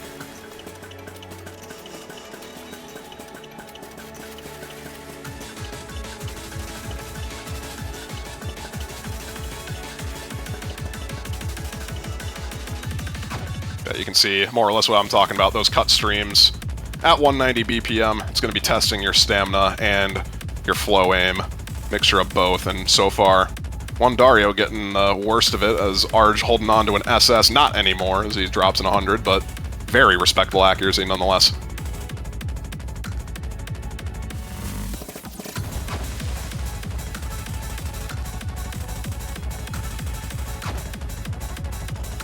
And Wandario just struggling a lot with this pick.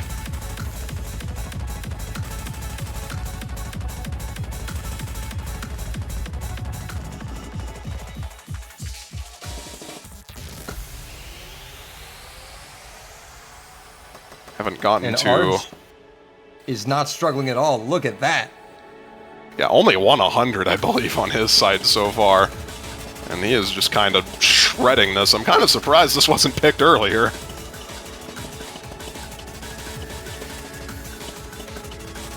Maybe this is just a high roll here for Arj. I don't know. I mean...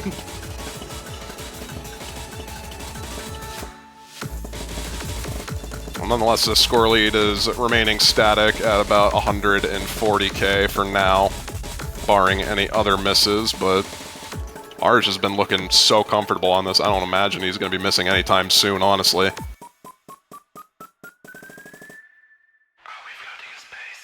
going to be hard to count on. That is for certain, and that is bad news for Wandario, who finds yet another miss here as Arj's combo now balloons over 1100.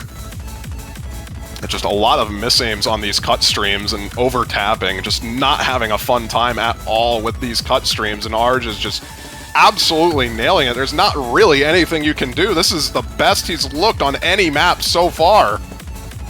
The pride of San Marino coming in clutch here on the Nomad 2 in this final set here to potentially put a stamp on this match and book his ticket to the round of 16 will finally drop. But not before the securing job is himself done. a 300k lead, and that has to be overcome in one single map. Bit of a tall order.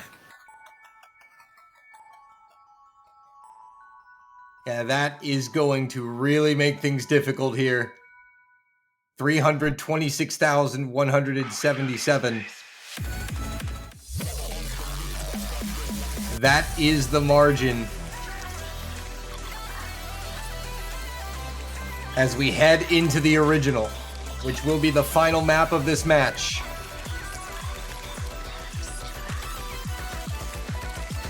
This kind of follows in a lot of, I'd say, Nomad 2's footsteps more than anything. This is a 215 BPM, pretty heavy on stamina and just overall tapping.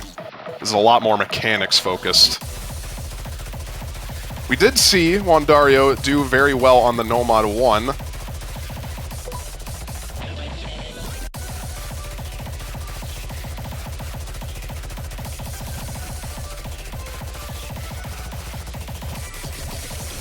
Oh no, Arj didn't play this map? Oh Well, no! Oh no! I mean, luckily, this isn't too bad to sight read. This isn't a gimmick-oriented pick, so I don't think it should end up mattering that much in terms of his overall score. There is a couple of funky patterns here and there, but nonetheless, it still is a 300k score lead that Wandario has to come back from, and he basically has to FC this map, and Arj has to be very bad in order to... Arj is going to have to essentially get score capped, like, at every quarter of the map. So again, an early miss here from Arj, but we'll have to wait and see. So far, it's a good opening here for Wandario. This is the best the act has looked on any intro of any map throughout the whole match. And there is another miss followed up on from Arj, so this is the start needed for Wandario if it's going to happen. Already 50k. It's going to need way more misses than just that, I think, though. This lead is going to be about 100k if everything still stays the same. And Wandario going to be dropping a lot of slider ends, tanking his accuracy in this part, especially as we get into the 1/3 section. That miss does come out, you are right. 100k and growing, but he's going to need still more. Yeah, that's the thing though, if Arj consistently just keeps missing every few hundred combo, that may be all that Wandario needs. And now that was a Bancho miss. That one was real from Wandario though. And that is halfway through, and that is absolutely brutal getting score capped right there. That may very well do it. Even with Arj not having the greatest of times on this map.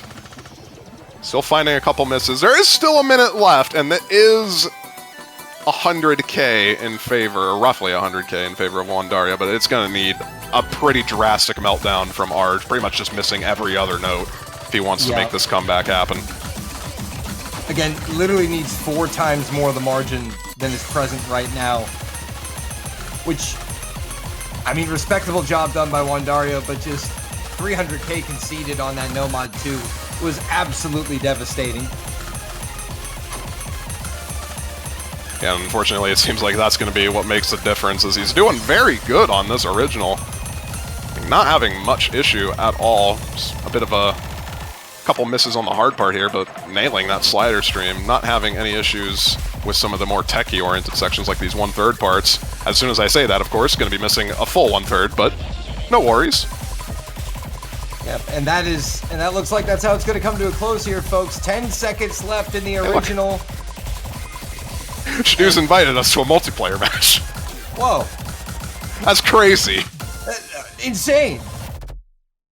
It's not going to be enough, though, unfortunately, for Wandario, even with that Lazer client certified bug moment.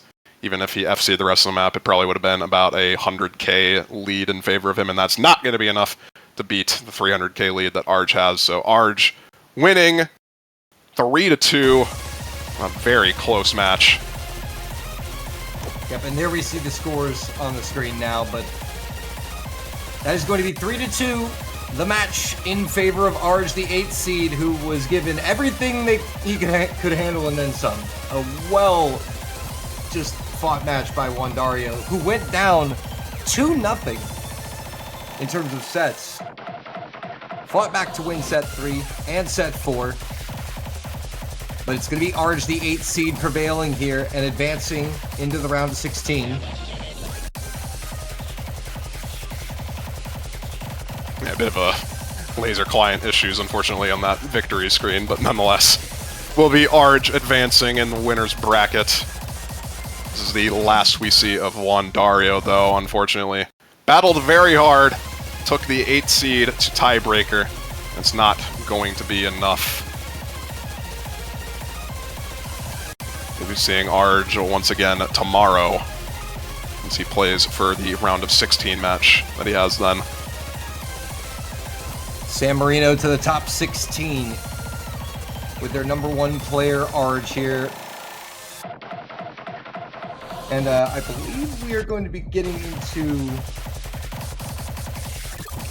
well, in just a few minutes, the next match. We kind of ended at a really perfect time here, so I don't know if we're going to be taking a break or just rolling right in. We got about 3 minutes. I think we'll probably be taking a short break, if anything. But yeah, the next match, Decatan versus Amacetic. I think really 2 players that a lot of people are familiar with. Decatan, obviously, the USA OWC player. Amacetic, one of the, I'd say, best Finnish players right now. Absolutely. Hands down, one of the best Finnish players active right now. Against, one of the best recent American players to kind of break out over the past several years. In the round of 32 on a map pool like this, it's going to be good, and we're going to get to it in just a few minutes. I'll see you guys then.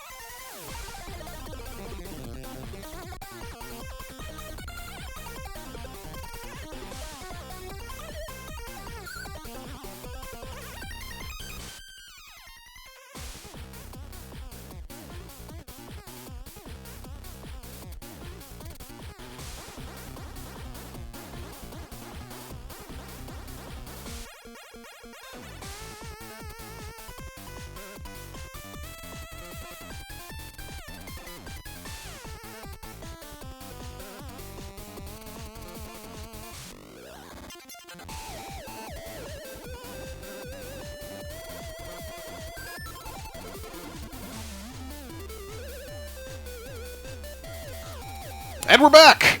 It's the top of the hour at 17 UTC on a Saturday day. I'm Fiery Rage, joined by Dolan once again for our next match. Decaton versus Amacetic, number 16 seed versus number 17 seed. And this is going to be a very fun match to watch. Dolan? Good day to you, whatever day it may be for you. Yes, this should be an amazing match on paper that we were kind of just talking about in that short little break we had. This is a crazy match to have in this round of 32. And I'm kind of shocked at the seeds of both of these players. Again, one of the better American players to break out over the past several years and against one of the best Finnish players active right now. A bit of a clashing of skill sets, too. Amacetic, I think, pretty well known in at least the Finnish community for his speed prowess, and Decaton known for hard rock more than anything else. Amacetic, I also believe, decent at hidden, which could play a factor into what bans and protects we're going to be seeing, as that is probably the most questionable mod pool out of everything here. Yeah, we might be seeing the classic no mod hard rock against the double time hidden. Potentially. We'll see what happens. Yep, that's an immediate ban. Not really too surprised to see that. Hard Rock 2, the precision map, gone out of here. Probably the most expected ban, I imagine. Decaton probably going to be banning one of the DTs, DT2, DT3. See what he opts to go for, but I imagine it's going to be one of those two. Either that or a hidden map. He also could ban hidden too. That wouldn't be too bad of a ban, I think. Map is literally called Vetoed. It's true. Or mapped by Vetoed. Nah, it's going to be DT3. Yeah. The Yeah, stamina speed map. Let's see what they opt to protect. As good as Amacetic is at hidden, they're much more known for their speed prowess, I'd imagine. And I imagine Amacetic, yeah, DT2 protect, just wanting to get what they are most comfortable with protected, not wanting that second banned.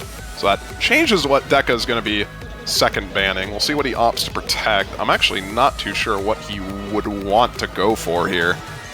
He could do his own protect if he thinks he can win this in 4 sets or less. He could protect Hidden 2 or Lazer mod. That'll prevent Amacetic from taking advantage of those gimmick-oriented picks on him. See if he opts to go for that, since I think he's pretty solid at the rest of the remainder of the pool.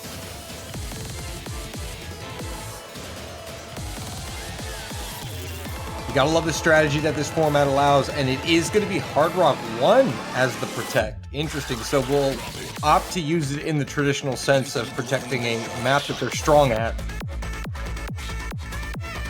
Which is fair. DT2 has been protected by Amacetic, might not want to take a huge risk in making this a bit harder on yourself, and besides, you have another ban wave immediately after this, so if you don't want Lazer mod or Hidden 2, you can just ban it immediately after. Right. Then you only have to deal with one of the maps regardless of what happens. Nomad 4 ban from Amacetic. Actually kind of interesting, but that is the tech-oriented Nomad map out of the pool. Say that was probably one of the more contestable maps for both of these players, but probably just not feeling too confident on it. Waiting on the last ban here out of Decaton. Most likely going to be seeing Lazer mod or Hidden 2 banned. I think one of those two is the most likely.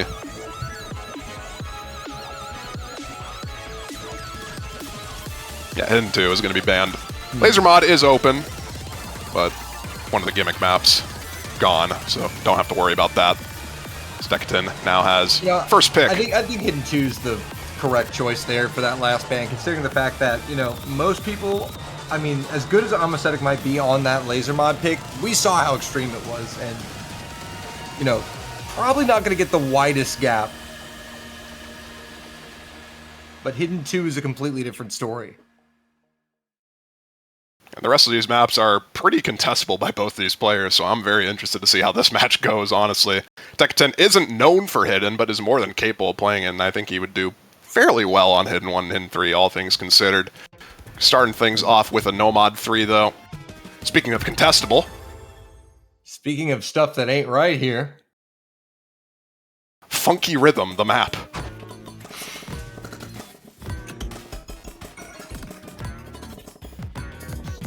An early miss here from Amasthetic, I believe. All that's separating the two.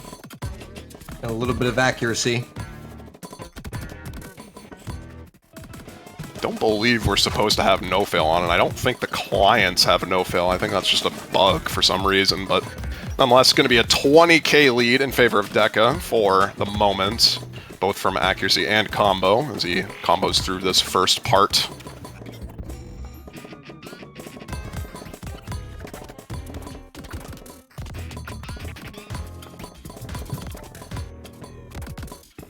And so far, the accuracy is actually improving here from the intro. They kind of dropped off on the intro there. Really tough and funky, but they're both settling in now. Yeah, score lead is... That will last. Yeah, the score lead is remaining at 60k for now, and I don't imagine it's going to be climbing unless we see another miss. Amasthetic recovered his accuracy nicely from the beginning. Seems to have gotten his groove back on the map. Combo as well. Contesting. Not anymore, though, as he finds another miss near the halfway point, and that's going to be capping his score pretty immensely. Already 100k now, as Deca still holds on to this FC. Yeah, full combo versus no combo, it hurts, and the drop will come out from Decaton, so that will stop the bleeding there, thankfully for Amasthetic, or that could have been very ugly, but it's still 80,000 points for Decaton. Double that, since I'm not too sure why the client is half the score on the bottom there. It should be 180. Oh, that's true. Yeah, 160k score difference. That is a pretty massive score lead to overcome on the first map alone. Very solid first pick from Deca. That makes sense now. Yeah, I'm not too sure what was going on. Shadu says he may have put no fail on by accident. Luckily, it doesn't matter. We have the scores here. We can do the math. Just double it. Double it, pass it on to the next person. Double it and pass it on to the next person. It's a 160k point lead in favor of Decaton going into his next map. Or their next map, rather. Get the client adjusted, just so we have the accurate scores reflected. Give us a moment there. There we go. 162k lead for Deca. It's Amasthetic to follow with the next pick. Yeah, now what do you pick here if you're Amasthetic, right? Do you go with the Protect? Or do you just go with maybe a map that you're the weakest at here? Nomad 2 here is the pick. I mean, I can probably see this. I can see why this was picked. It is a pretty large deficit. Don't want to necessarily waste your Protect on a set that you're not guaranteed to win, because Deca's still decent at speed. Amasthetic obviously is better, but he could still contest that map and make it so that the lead is less than 150k. Exactly, and we'll have the opening pick of the next set, so could pick it into the second set there to kind of set the tone and actually start that set with a margin, as opposed to having to take 163k off of Decaton on speed, which he's still respectable at, so the pick makes sense here. Yeah, stamina, cut stream, funny map. An Us original from the perennial 2024. Ranked recently, I believe, by Devious Panda as part of the initiative to get as many Us originals ranked as possible.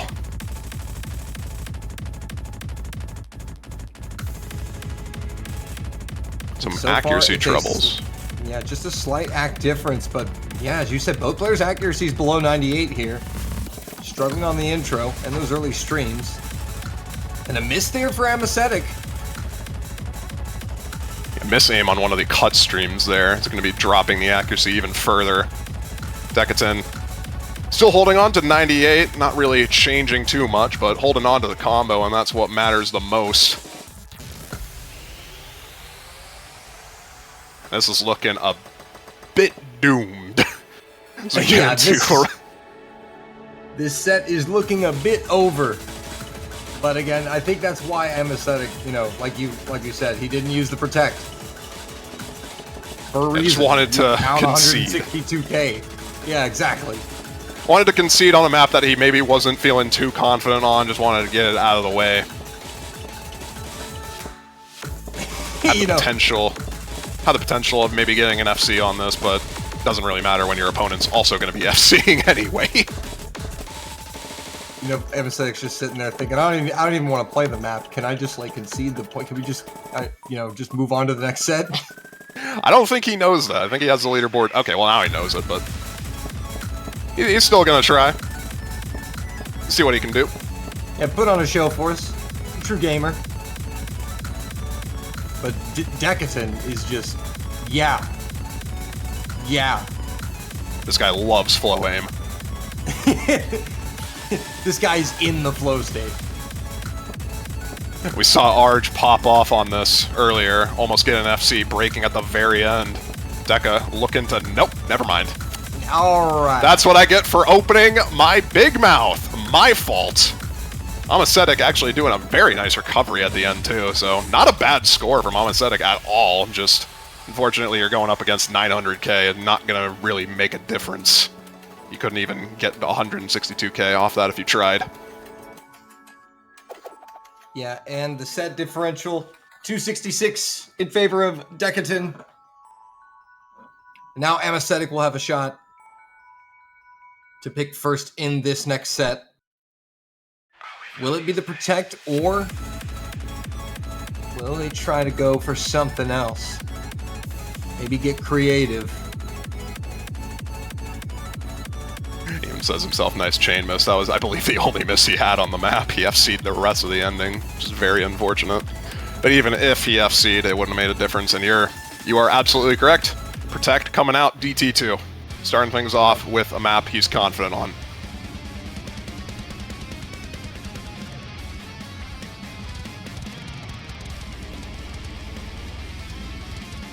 And this should be interesting, because again, we know this is right in the wheelhouse of Aesthetic, but Decatan is no slouch on speed either, so the question's going to be, how big is this margin?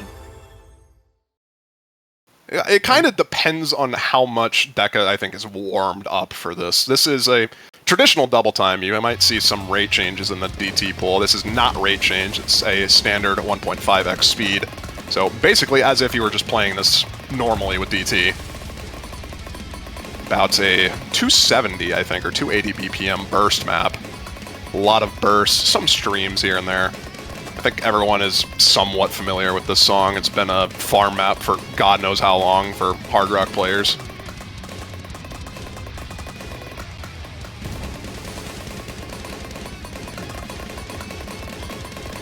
And right out the gate, you can see Aesthetic just has the advantage. This is his skill set. Their bread and butter. As we were saying, though, Deca holding on his own. Gonna be dropping a miss finally there, but was still holding on to 98% accuracy in combo, which is not going to make this lead super massive. About 40k in favor of Aesthetic as we get into first streamy section coming up. Or, well, bursty section, I guess you would rather call it. Decatan still going back to work on the rebuild, looking pretty comfortable here. He's still going to put some pressure here on Aesthetic, and Decatan knows if he can come out of this map and only be down by no more than 100k, that's not too bad, all things considered. He's probably shooting for more around 75 to 50k. Bit of a slow section here, not really too much to miss on until we get into the solo. So any difference is just going to be from accuracy. And here comes the solo, or at least the beginning of it. This is where we get into more of the streamies, the streamy parts, and both players in it, no issue. Aesthetic having the better accuracy. There goes Deca on one of the kick slider jumps, though. And now this is a dangerous situation for Decatan, and he finds another miss. Aesthetic, 1100 combo, full combo against no combo. A lot of damage being done, and Fiery Rage, there's a lot of time left in this map. Well, I mean, we saw this in the match against Arj. If your opponent is FCing, there's not really that much you can do. And when it's FCing with a wide margin of accuracy difference as well, 2% on a map this long is pretty hard to recover from it, especially when Deca just misses on thin air. Ow. That one hurt my feelings. It's not going to really make too much of a difference in the grand scheme of things. Some act drops from Amacetic, but this score lead was pretty much always going to be 200k, regardless of that miss. It's just whether or not he can hold on to this FC now and get his free 600 PP play in tournament. Farming in the multi-lobby on Twitch.tv. And that is over 1 million points. That is going to be over 300,000, and that is basically a set delivered for Amacetic on a silver platter. Nuts FC from him on that. Not really much you can do about that. 700k from Deca, very respectable, but you're going up against an FC, 634 PP, kinda doomed. Just go next. And I think Deca is probably going to have the same mindset here with this pick. Don't imagine he's gonna. Yep, just DT1. Beautiful. Yep. Yeah. There's the pick strategy coming into play. Yeah. This set differential is about to be like 700,000. This one isn't as smart move. This one isn't as speedy, granted. So not going to be, I think, as bad of a score deficit as DT2 is, but this is still double time. It's 10.3 AR. Not quite double. It is 1.35 times the speed. And it is a map that I think a lot of mappers are familiar with. The gimmick of this map is the map keeps going between left and right on the spacing. So you see it go to the left right now, it goes to the right, now it goes back to the left. That is the gimmick of the map, and it does some pretty funky things with its patterning. It goes to the right, then back to the left and right. Pretty much. Thanks for coming to my TED Talk.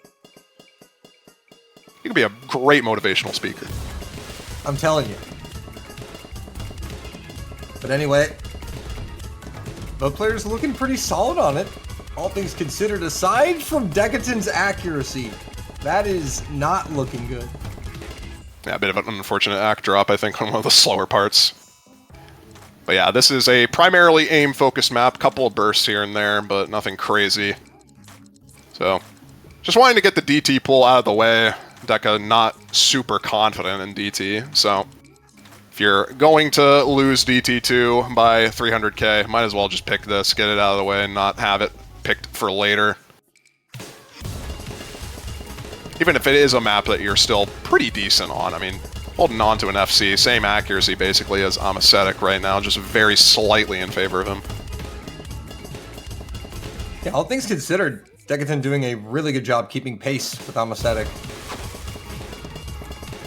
First miss comes from Deca, about halfway through the map. It's going to be score capping him pretty hard. Amacetic now in the driver's seat. He was already kind of in the driver's seat to begin with, though, so not really anything going to be changing too much. Yeah, either way, I just don't think it's possible that Amacetic could lose this map by more than 343,000 points. Well, it'll be confirmed once he reaches above 600k, and that makes it so that he has absolutely no chance of losing the pick. And we are very fast approaching that as we get into a bit more of a techie-oriented section. Rhythm kind of goes crazy here. Amacetic does find a miss. And that is actually at the exact halfway point, a little after, so that is going to score cap Amacetic, so that 600k is not guaranteed essentially anymore. I would say it's still guaranteed as long as he doesn't chain miss anywhere else, and these tick sliders would probably be the main place to miss for him. Both players holding through it, no issue. Score lead is going to be shifting in favor of Deca, but it's not going to be nearly enough. He has a 340 score deficit to overcome, and it's Amacetic's basically just going to have to not play the rest of the map.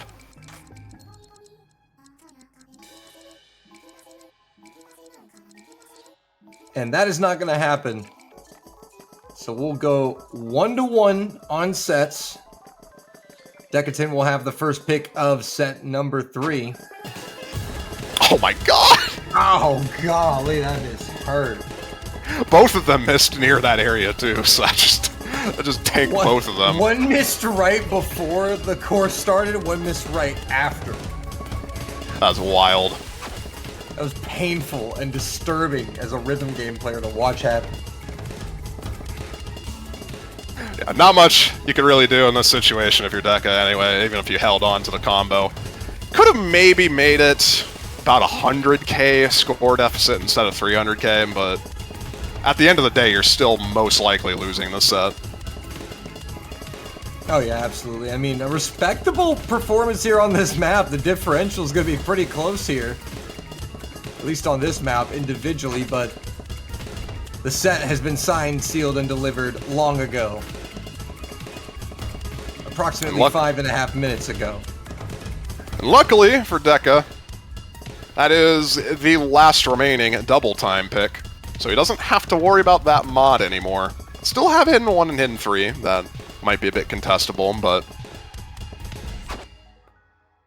getting DT1 out of the way on a set that you're most likely not going to win paid off, as Amacetic takes set 2, 1-1 now, tied.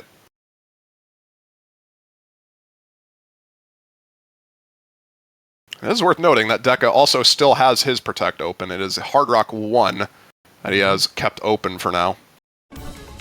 Yeah, that's why that move, that pick by Deca was really smart. Picking the double time 1, deprive Amacetic of a double time map, and I can go into set 3, and I have my Protect, and Amacetic doesn't have their Protect.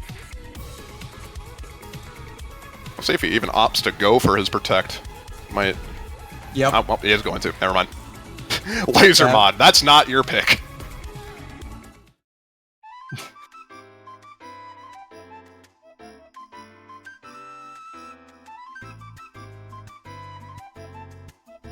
Yeah. Both Protects being picked out in their respective sets.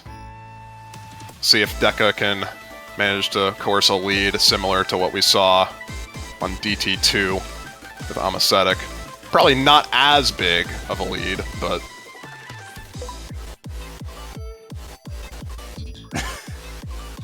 How do you act so well? It's impossible. Good luck, have fun.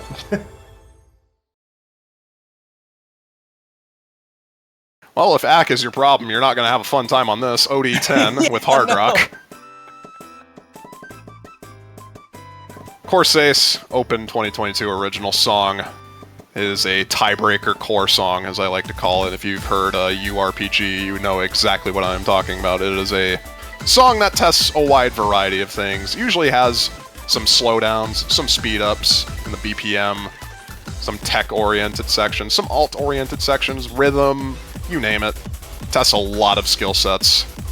As this is basically the tiebreaker slot for the pool, since the also original is not longer than 5 minutes.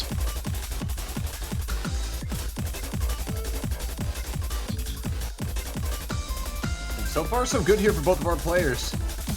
Holding pretty steady accuracies here. It's actually Decatan with the better accuracy, despite the banter in the chat before the map started. A miss coming out now from Amacetic, so Decatan now will pull that score advantage.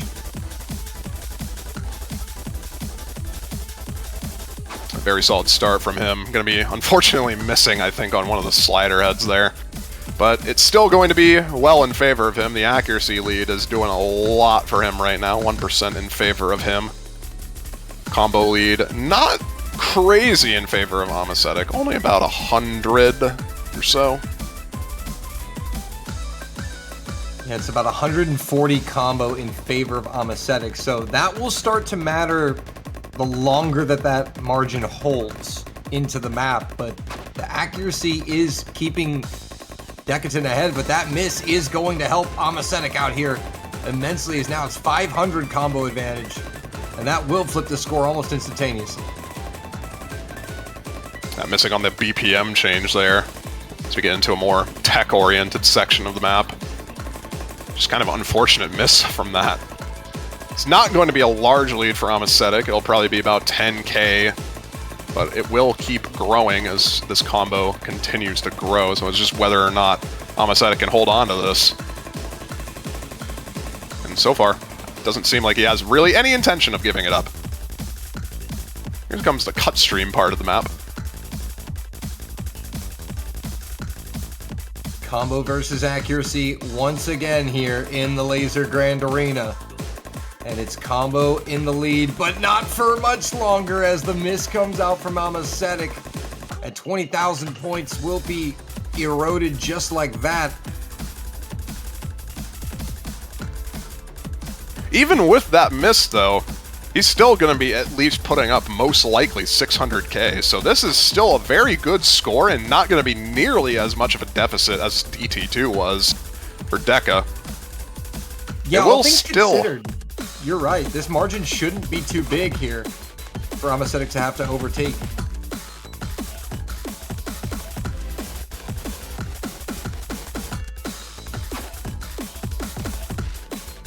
Bit of a... both struggling on this funky little... I don't even know what to call that section, honestly. It's a funky little section. Little breakdown? Breakdown, I guess is what you would call it, yeah. There we go. Slow We part as we problem get... solve here in the Lazer Grand Arena.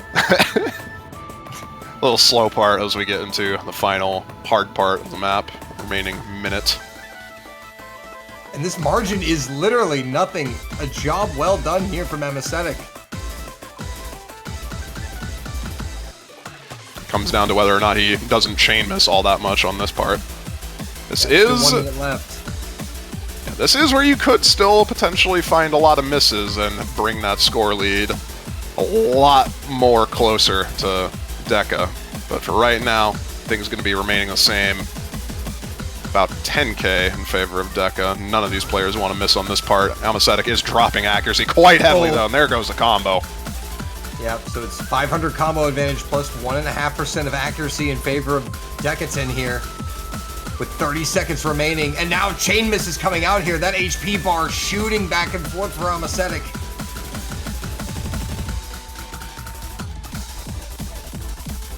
There will be a little bit of advantage for Decaton into the second map of this set. A drop comes out, but it's 47,000 points. It will narrow slightly towards the end here. It's going to be about 45k, maybe 40k if things keep going the way they are. Oh, a miss from Amaseta at the very end. It's going to be dragging it to 50k, but Yep. not a horrible miss. Yeah, all things considered for Amaseta, this is a brilliant position to be in. Only 50k down off of Decaton's Protect pick here in set 3. This is realistically doable. The problem for Amaseta is you don't have a lot of safe picks left in this map pool. You've got Hidden 1, Hidden 3, No Mod 1, and Hard Rock 3 remaining, along with the Lazer mod. So... That's interesting. And yeah, and here's the thing. These players are in set 3 tied at 1. They know that set 4 is going to happen, is a reality. So you see Amaseta elects not to reach for that Lazer mod. Probably keeping it in his back pocket, I guess, in case he absolutely needs to use it. But if Deca has practiced a Lazer mod, then that pick becomes a lot more contestable, since that is definitely a practice map. But Hard Rock 3, no more Hard Rocks remaining in the pool. Double Time and Hard Rock completely gone. The strengths of both of these players no longer exist.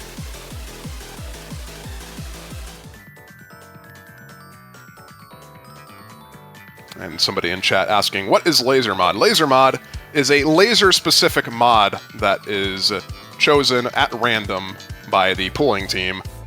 In this case, for flat by second, it is Freeze Frame, the laser mod, which is, I mean, you'll know what Freeze Frame is when you see it. You'll get the general gist. How did you describe it earlier? Easy on what? Easy on crack. We'll put it that way. I believe for qualifiers, it was blinds, or actually not blinds, it was something else. I'm not too sure. It was a different mod, though. Yeah, but every map pool, every week, that laser mod will change. It'll become a new laser mod at random. So...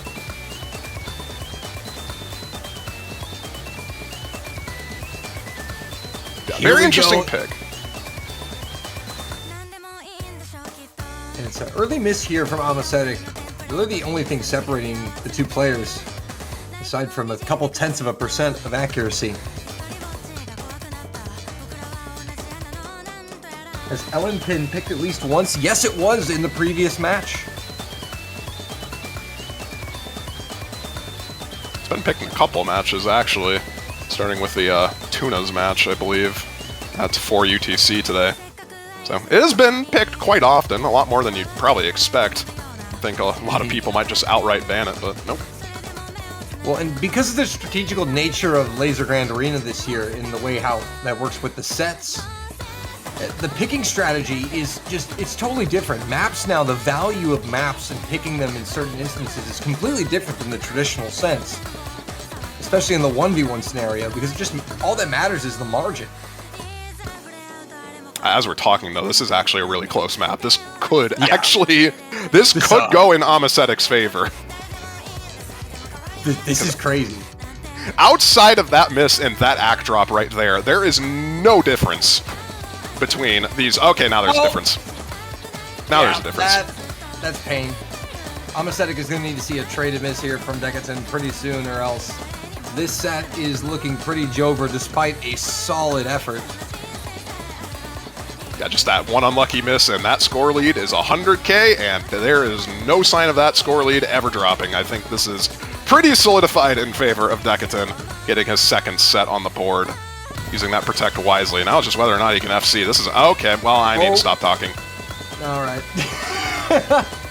Well, I mean, you said it. I thought it right as you said it, so I don't know who's to blame. We can share the blame. Thank you for your condolences, but I think that was mostly my fault. Yeah, pretty strategic pick from Amacetic. Probably wanting to see if he could contest this, and if not, just get it out of the way, because Deca's confident on Hard Rock, so no more Hard Rock remaining in the pool. Deca is on match point with the sets, but he's going to have to win these next two maps if he wants to just take it outright. Point to Decatan here, 2-1. And Amacetic still has that laser mod pick in his back pocket and will have the first pick of the set. So one can imagine that this is where it would come out, because you just couldn't foresee a no mod 1, hidden 1, or hidden 3 pick here. I think hidden might still be an okay pick for Amacetic. I wouldn't necessarily think it's the best pick, but it is still something he could go for. I think no mod 1 is just not happening no matter what happens. Like, we're not going to be seeing that until set 5 if it happens. Actually, I guess if Deca wants to pick it, which he could. But I think, realistically, probably, yeah, hidden 1. I can vibe with this. This is the awkward aim hidden map.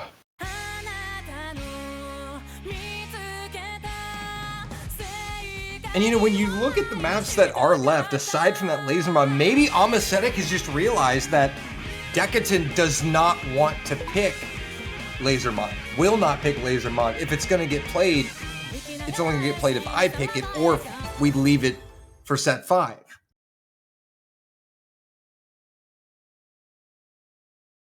And Amacetic has clearly looked at the remaining maps and fancies their chances. We've seen a lot of players struggle in hacking that beginning part today. It ain't easy.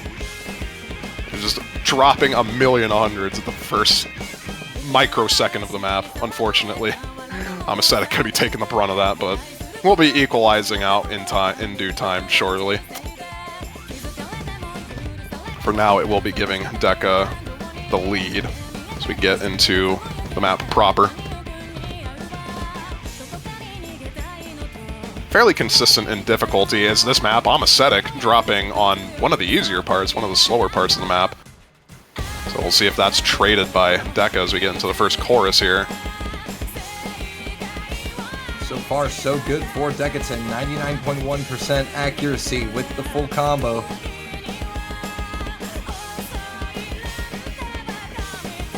If Deca's going to miss anywhere, it's going to be on these jumps right here. We'll see if he drops. Gets through him. Amasetic instead is the one that drops, and that is the exact opposite of what you want to be seeing happen. And now it's a very dangerous situation here for Amasetic as Decatan, with 75k advantage and growing, is relentless.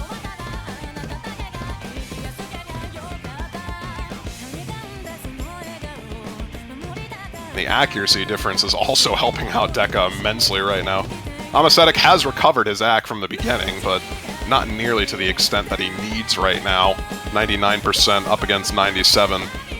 And even with that accuracy difference, it's just a massive combo difference. We're going to have to see Deca basically miss on this jump pattern coming up right now. Otherwise, this is going to be in favor of Deca, and this is going to look pretty grim. And there's the miss. And Amasetic holds. Uphill battle, but it is something he can still, at the very least, reasonably get to. We'll see if he gets through this little hard part here. No, he doesn't! He's going to be seeing that at the break. Yeah, it's definitely going to be a tall uphill battle, but this is not going to be impossible as long as this gap really doesn't balloon over 150k. We're still in the realm of possibility, and there is a miss from Decatan, which will stop the bleeding. Amasetic trades it, though, immediately. It's going to come down to who misses more on this ending for this last part.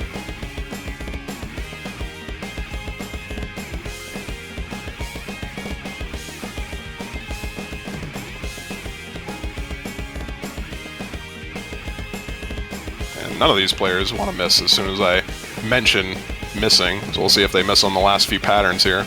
The cross-screen jumps. Amasetic misses right before it, but I don't think that's going to be enough to barely get it past 135k.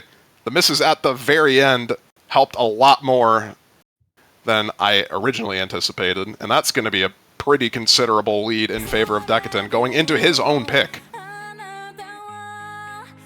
Yeah, that's really where the problem lies. 150k is a lot. It's not impossible to overturn, but that's a lot. But it's the problem that it's Decatan's pick. And one can imagine that it's either going to be, probably going to be this Nomad 1, honestly. Or maybe if Decatan's feeling like Tech could go for the hidden 3. We know it's not the Lazer mod. Yeah, I would be genuinely shocked to see Lazer mod here. I'd be floored. The only reason I would see Deca picking Lazer mod is if he practiced it. If he practiced it, that makes sense. Otherwise, I don't see him going for that at all. I'm pretty sure Nomad 1 is the most likely pick here. I'm not too sure if that was a hidden 3 pick. It doesn't seem like it came through in chat if that's the case.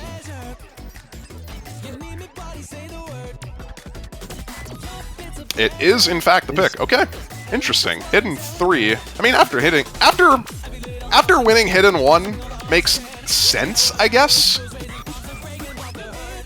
And, you know, I think it makes sense to pick Hidden 3, because Nomad 1 is definitely the kind of a map where, you know, Amasetic could full combo, and Decatan could just find one slight miss-aim in the middle of the map, get score capped, lose the set.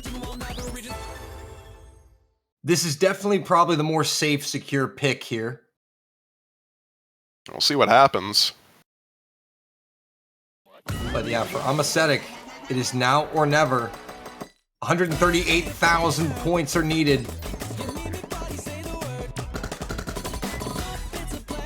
Very flow aim intensive and tech oriented hidden here. Amasetic having a bit of a struggle to get adjusted to it, but seems to be doing, never mind. Is struggling mightily here on the intro of this Hidden 3 map, and Decatan is cruising.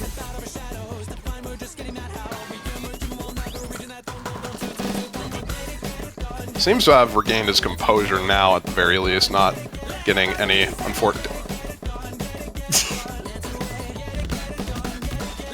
Deca holding on to the FC right now as we approach the third of the way through the map. Dude, I'm literally saying the other opponent's name. What do you want? What else am I supposed to do here? What am I meant to do, man? Of all time. Decatin in the driver's seat, 160k. It's pretty much all but over. It's a cumulative 300k deficit for Amacetic to overturn. It would essentially take a meltdown. This is kind of nasty from Deca on this. 99.5% holding on to the FC at this point. It is, in fact, Jover. Deca going to be advancing in the winner's bracket. Or, well, the only bracket, rather. He is just acing this. He is taking this to town. Oh, my God. Good Lord. 99-4. Yeah, even if you were Amacetic, I'm not too sure what you could do against this. Like, what is this? Yeah, this is nasty. It was just over. It was just over. I mean, this is going to be quite a massive set differential here. We'll see it at the top of the screen here shortly. But Decatin, our 16th seed, will emerge victorious 3-1. Oh my God! Oh my God! How? Right there, how do you miss on that? Of all places you can miss, how? 621k is the final differential on the set. And that means Decatin will be moving on to face the #1 seed. Unless has not played quite yet. Has not played, so okay, so we'll the winner of the 1 versus 32 seed. Which, realistically speaking, is going to be the #1 seed. That is Malashevsky versus Rince. God bless Rince's soul. I am so sorry. Nothing against Rince. It's nothing against you, it's just you're going up against Malashevsky. So Deca gonna be playing him in round of 16. Rince, I pray for that. That'd be amazing. That'd be peak. That'd be peak. That's going to be happening later today at 20 UTC. For now, though, Deca advancing. Amacetic, unfortunately, going to be saying goodbye to him in this tournament. So we see Deca in round of 16 tomorrow. Which when you think about that for just more than 2 seconds, Decatin versus potentially Malashevsky in round of 16. Yeah, no, it's funny. It's funny. That's insane. It's very funny. To say the very least. So, if you haven't followed the channel, you definitely should. Don't forget to tune into the main channel, which I believe right now, Serbia Trucker and Rudge are going at it. So if you want to tune into that one, go over to the main stream. But I think that's going to be it for now. As that match also already finished, so not going to be that match, but nonetheless, we do have another match. We still have matches coming up in the next 3 hours. Next one is going to be the Riot versus Musty, #7 versus #26. It's going to be happening on the main channel. We'll redirect you guys there. We'll see you guys later. That's it for me and Doland. Bye-bye.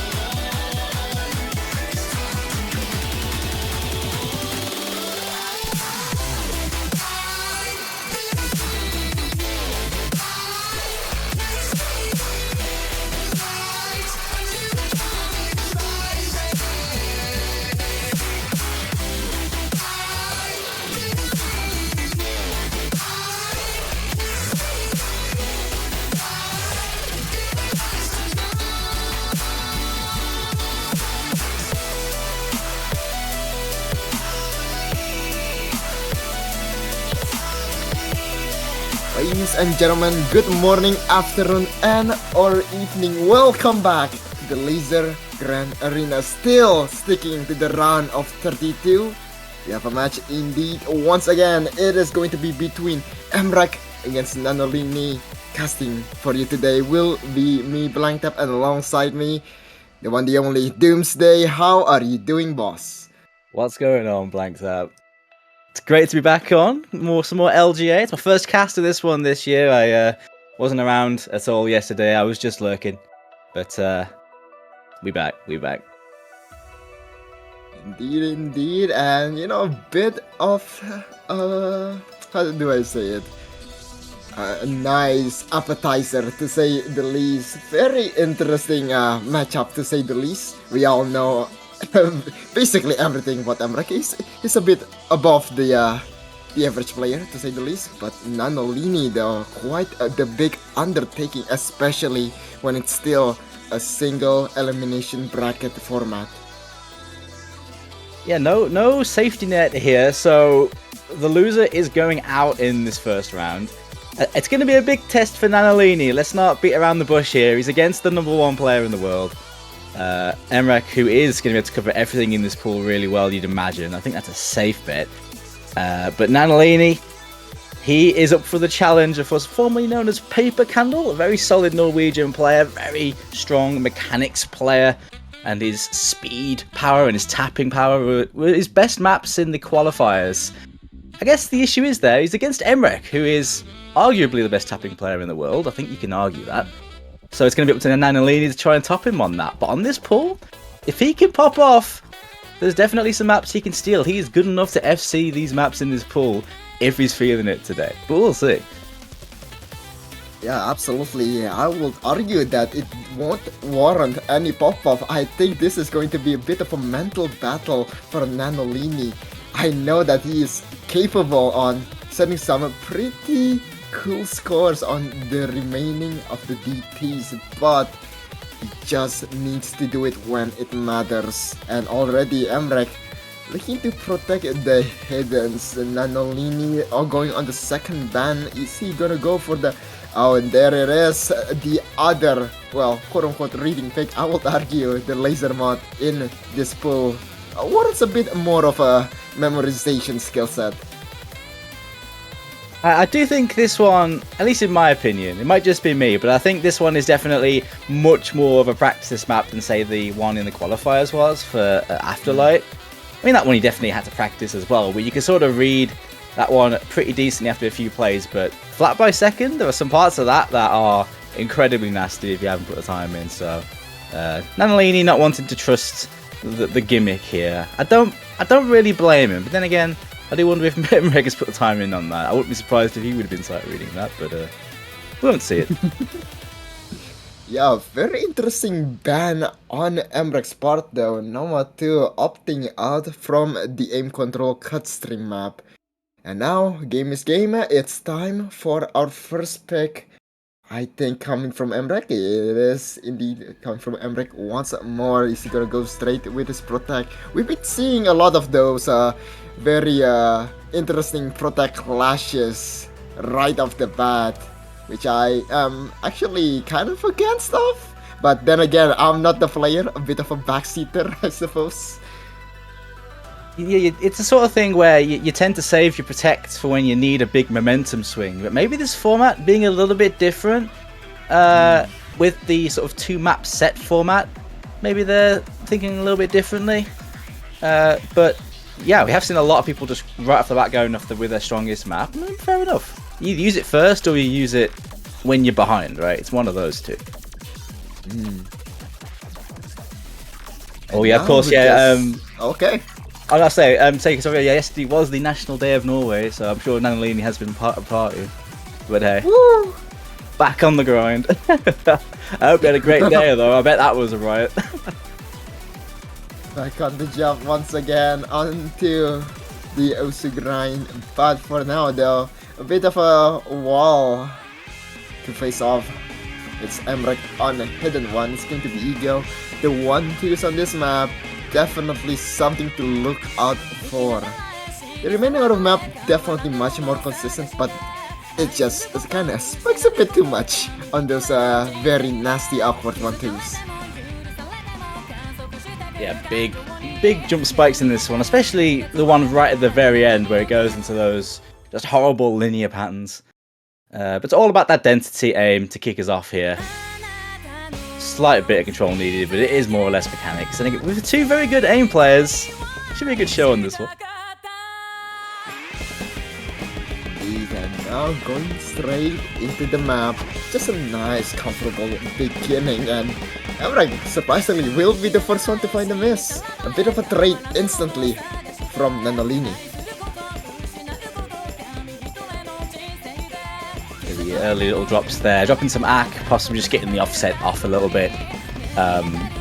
No, Emrek does play quite a bit of Lazer in his own time. I'm sure he's got his offsets all set up in the way he likes.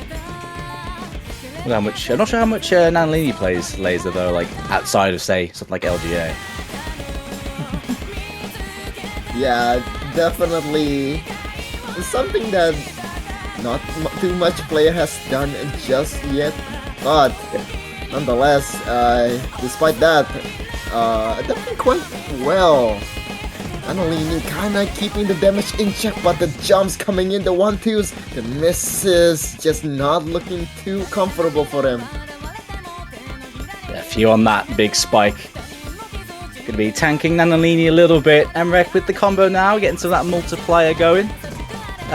When it comes to Lazer, of course, you may have noticed as you've been following the tournament, accuracy is so important. But at the moment, Emrek's winning that war as well. But accuracy is so much of your score on Lazer scoring that combo gaming is much harder to do if you could just hold on to ACK, even if you miss. So that could come into the fore, especially on some of those tapping maps we see Lazer.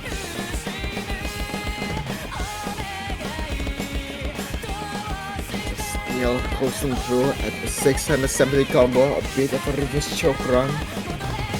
Here it comes once again, the TI, the part where it all hits the 1-2s, once again giving Nanolini quite a bit of trouble, but Emrek still staying very much chill. 790 combo, the lead increasing to a comfortable 200k. Just chilling, isn't he, Emrek? That early break doesn't seem to have phased him. He's locked in now. Nanolini getting caught out a little bit on this one. On Emrek's pick, of course. So, on the next one, Nanolini has a chance to pull some of this back. I guess the beauty of this format we're trying out for LGA is that on Nanolini's next pick, he can counter with a big pick of his own to try and bring this score difference down. But it's going to have to be a pop-off because 300k advantage is huge on Lazer. This is a crazy run from Emrek.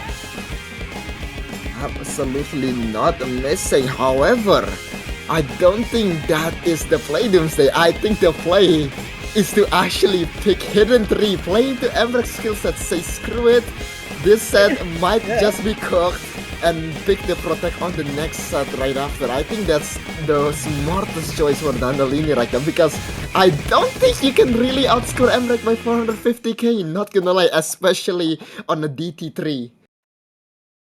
I honestly, I agree. The other side, I guess, of the format is if it is a lost cause, and that big difference, 460k is, well, that's crushing, really. It may be wise, to save your best pick and just pick something with left field to just take a map out of the pool for Emmerich. And that's something I'm super curious to see how players take on this. Will they think outside the box and just maybe use this opportunity to take a Emmerich map out of the pool right now?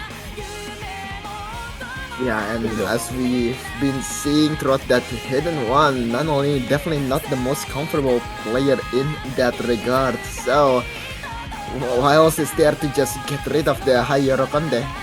He's just going for it! He's going for it! Yo! This man said nope. Nope. I'm taking it. Hold my beer that he had yesterday. Hold my beer. This man's about to pull back 460k. We'll see it. I mean, this is a great map for Nanolini, but that, wow. I don't know. Is Emmerich gonna get like 600k on this? We'll just have to pray for the gamma ray to strike his computer and blue screen it, not gonna lie. Because I cannot possibly see Emmerich going anywhere below the kind of this critical point of about, what, 700k? I think he can comfortably get enough act to reach that very much needed score to force Nanolini to even SS. I guess we'll see. It's stamina mapping, 240 something BPM, pure stamina streams. With two strong tapping players, it should be a good show on this. Early miss though from Nanolini is going to sting him, falling behind early on this pick. At least protect.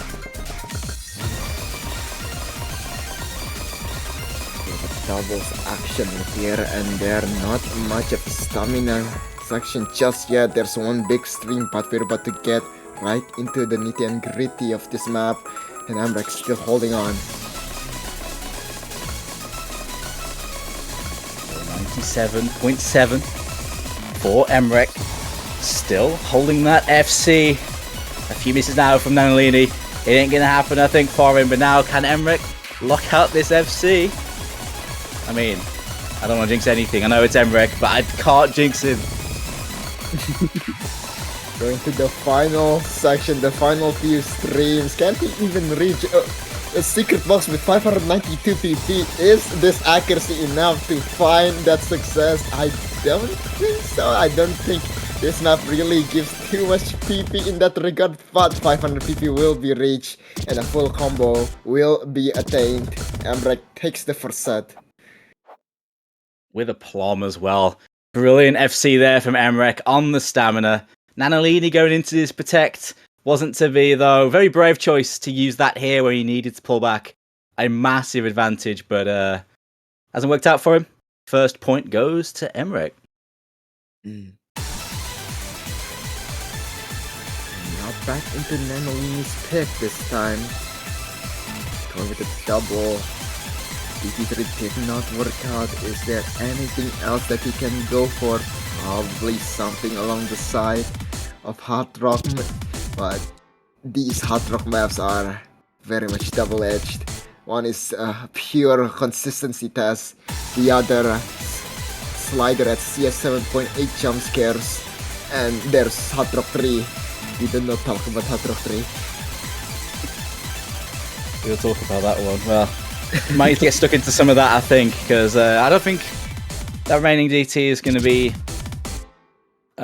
super spooky for either, but you might want to be careful picking that when the difference could be quite small on something like that. But Hard Rock, like I say, some of those picks in that Hard Rock pool are kind of wonky. The extreme precision and yeah, the Divine Ordeal being such a long consistency test.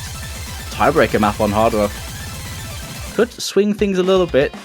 I suppose we'll see. It's no mod 1 we're going for. No mod 1 alert. The classic Friedman, but not the classic set. It's a new map for this tune. Yeah, everything has been mapped, ladies and gentlemen. It doesn't cut off right in the middle. Sorry, fellow 108. I love that map, but come on, man. Other than that, though, we will be listening to the solo in this version, and there is plenty of tapping. A bit of a tricky finger control. Think like a burst going into 1/3 right in the middle. Very tricky to hit. So, good luck, have fun, I suppose, for both players. Quite a mixed bag of skills on this one. Just a little bit of, a little bit of controlling here and a little bit of tapping as well. On the 240, I can't see tapping really phasing either of these two very strong tapping players. So it's going to come down more to the aim consistency and I guess not tanking too much score on that ult pit. You need to adjust to that when it comes up. And being worth a lot. That could be a big deal. Oh yeah, we love Ak. Basically an Ak win condition when you're playing in Lazer. Rest in peace the combo players. But 260 combo still climbing, going to the 1/3. No one finding a miss there. So far so good for both players early on. Plenty of time though to go in this one.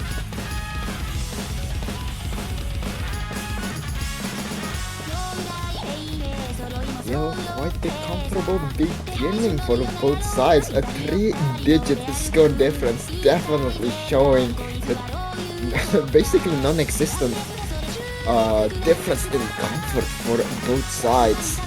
And only keeping Emrek in check right now. 0.1% accuracy difference, but when the guy hits, things may swing to the other side or the other.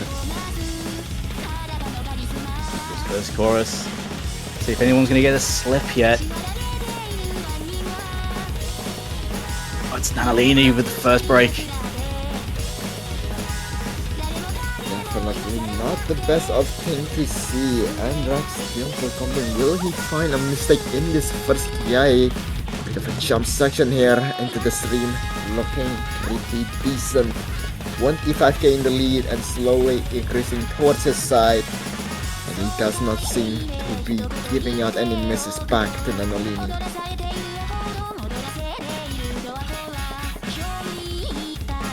The score is climbing away. It's not like seismic though. You can see it's climbing away, but not by a lot. I mean, if Emrek drops a big pattern, the act difference could actually close that gap up very quickly indeed. But at the moment, Emrek giving no such quarter here. Nice recovery from Nanolini as well. That's going to be so important. His accuracy being that high as well can keep him in touching distance if he can just keep the rest of his consistency together. Still very much doable, even if he loses this one. And there's the break from Emrek. Hold the phone. Now we can reel this back in a little bit. Nanolini not letting it hang up. 530 combo. Plenty of big patterns for Emrek to miss on. But the bad news is, Nanolini can absolutely miss on those as well. The pressure is all on him. PP is equal, nearly identical, actually identical, my bad. It's going to slowly swing to the side of Nanolini, but here comes the solo section. Can he shred the guitar? Time to shred.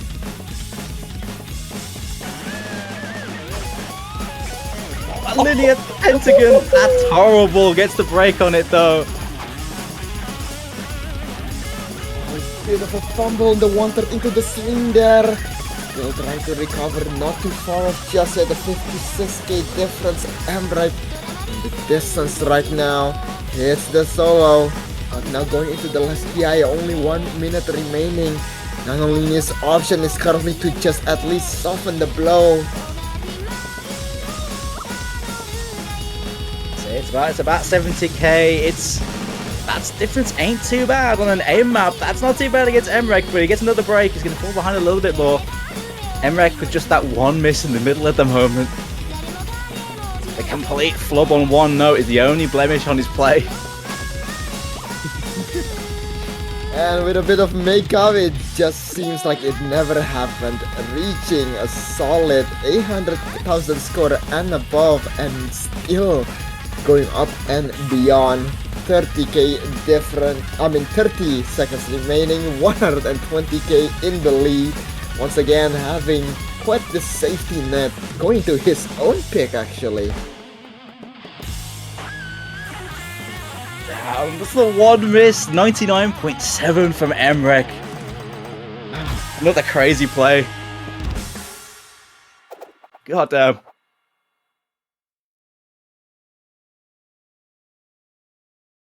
But honestly, fair play to Nanolini for hanging in there with a really good win himself. It's a 130k difference, and that is definitely make-upable. The problem is, it's Emrek's pick next, and he has to do it on his opponent's map. But that difference ain't too bad. That's a very solid attempt from him. But what a play again from Emrek. Unfortunate one missed choke on basically nothing, it looked like.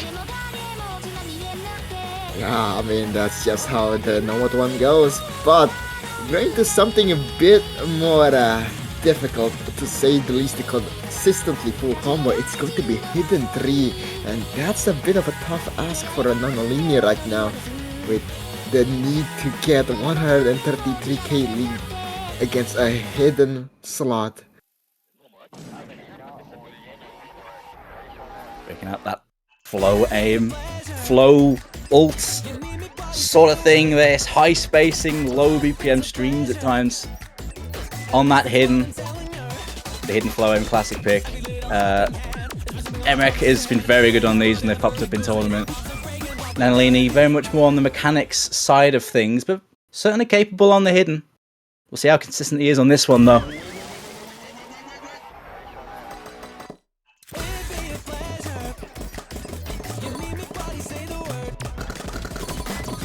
Starting off these solve back and forth, Nanolini finding the first miss, but Emrek struggling on the accuracy. Is it an offset problem? Doesn't seem so. Definitely a bit of adjustment needed there on the AC. Getting a bunch of those streams full 100s, but it looks like he's getting himself back in the game. Accuracy increasing again. Bit of a side-to-side jump there, going to the slider section. The slider ends being dropped, but the combo is gone for Nanolini after I said that. Going to a bit more of the flowy section. Emrek still holding on. Nanolini quite struggling already in this first PI. The combo not really happening here for Nanolini. His accuracy starting to drop when hitting those Ki sections. Emrek appears to be much more locked in now on the AC as well, and the combo now is really climbing. 600 combo, no problems at all on that first Ki from the #1 player. Still on the full combo run despite that chain 100 on that first stream actually. Accuracy back into its former glory at 97%. Now finally get another miss. Thank God for a no lock, because this map just seems to be absolutely disgusting if you play it unstable. Yeah, this is a laser pilled map for sure. Flow aim stuff like this and buzz slidery maps like this are much more forgiving in terms of if you miss on lane. They're the same if you hit them, but obviously if you miss, you can recover much nicer, which makes them much more nicer. Really, you couldn't pull this map in a stable tournament without it being a note lock hell, basically. You'll need like a special resolve, else you get like 200k in match because of mind block or something. But right now though, Emrek gets it done once again, takes the second set. Another big point there. Not nearly as big of a win on this one with the aim and then the flow ult, but Emrek still managing to win each map here. Nanolini now going to have to pull back from 2-0 down against Emrek. Running out of maps to do so, but with a hope and a dream. And honestly, some of the performances there from him were very solid. That Nomad one was great. And it was very nice on the start of that Hidden 3 as well from Nanolini. Holding AC very nicely from the beginning, but unfortunately Emrek grew into the map better as it went on. And now he can grow even more with his own pick into the third set. No more hiddens though, so no more hidden abuse, thankfully for Nanolini. But Emrek definitely slightly good at everything else other than hidden as well. So very tough ask. Hard rock pool fully open. Could be interesting in this one with the players you have. We'll see if Nanolini gets stuck into one of those hard rock picks. I think that'd be quite an interesting choice. To try something different at this point. Nomad 4 is going to be Emrek's first pick in this set 3 though. Self-destruct, the slider tech. So more gimmicks, more control. Working well for him so far.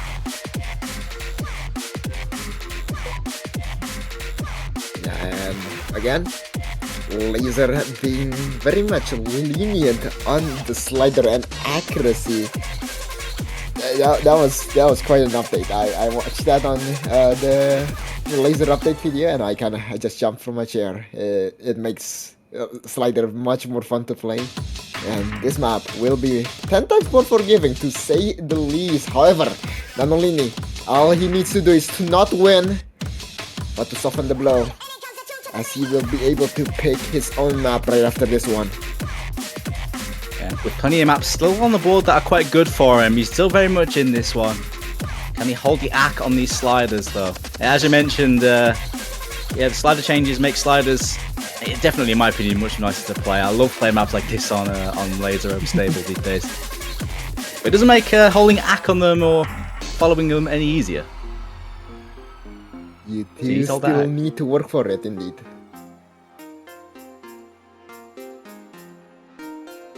So far though, Emrek with the 98% coming out of the first drop.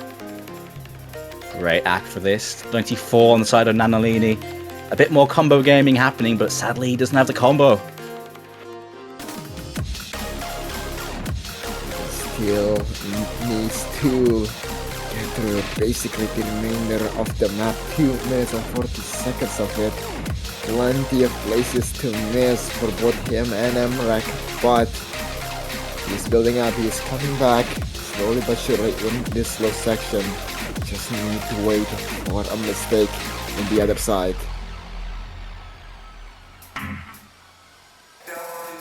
About to go up the gears now in this map. We can see a cough here from Emrek. Will the door open here for Nanolini? Let's see. Into a bit of a tricky section here. Try not to go the wrong way challenge. Emrek did go the wrong way the first time, but still hitting 300 somehow. We love sliders. Nanolini is holding on though. Bit of a doubles, catching both players off guard. And now, as the score lead just kinda sells down, the map does not, however. Bit more of the doubles, a bit more of the tricky sliders. Emrek holding on, Nanolini finding more and more trades. But finally, as the dust sells, it is staying at a 100k lead for Emrek. Break on the slow part there from Nanolini, that's a shame. Holding through a lot of that though, making it look close on that second drop. Both players breaking almost at the same time there, but that's only going to benefit Emrek, who has that nice lead already. One more to go though. Still time to make up there. Gotta say though, Emrek looking good on the control. But even Emrek can drop on some of these patterns as we've seen. Definitely not a map for the Fate of Hearts! What was a slider break? There's an opportunity for Nanolini to absolutely soften the landing right now. More slider breaks from Emrek. Nanolini finds his own. And that was an opportunity that, I guess those switchback sliders, the aim on them catching him out, I think, the snappiness. I think Emrek might be able to spare his blushes on this one a little bit. The accuracy doing so much work for him, man. 3% of lead, I think is most of that difference. The false sliders now. Emrek's just kind of struggling to guess where it's gonna go. If a cut stream slider on that part as well, but this map is basically done and dusted.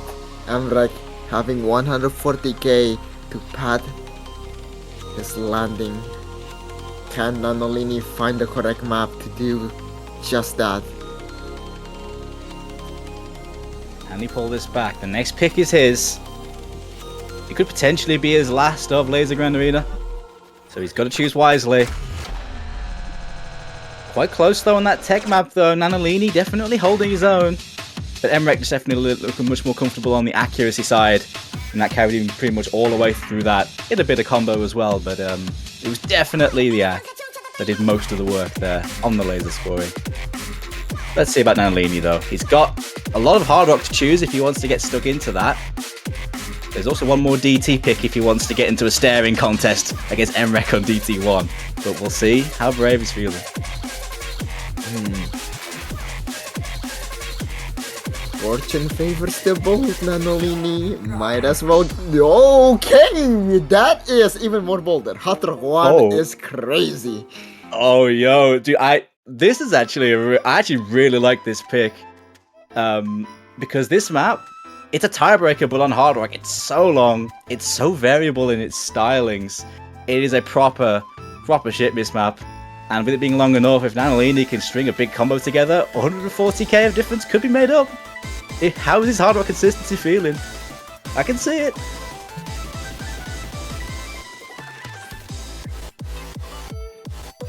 Oh my god. It's just a bit of the adaptability issues here for Nanolini.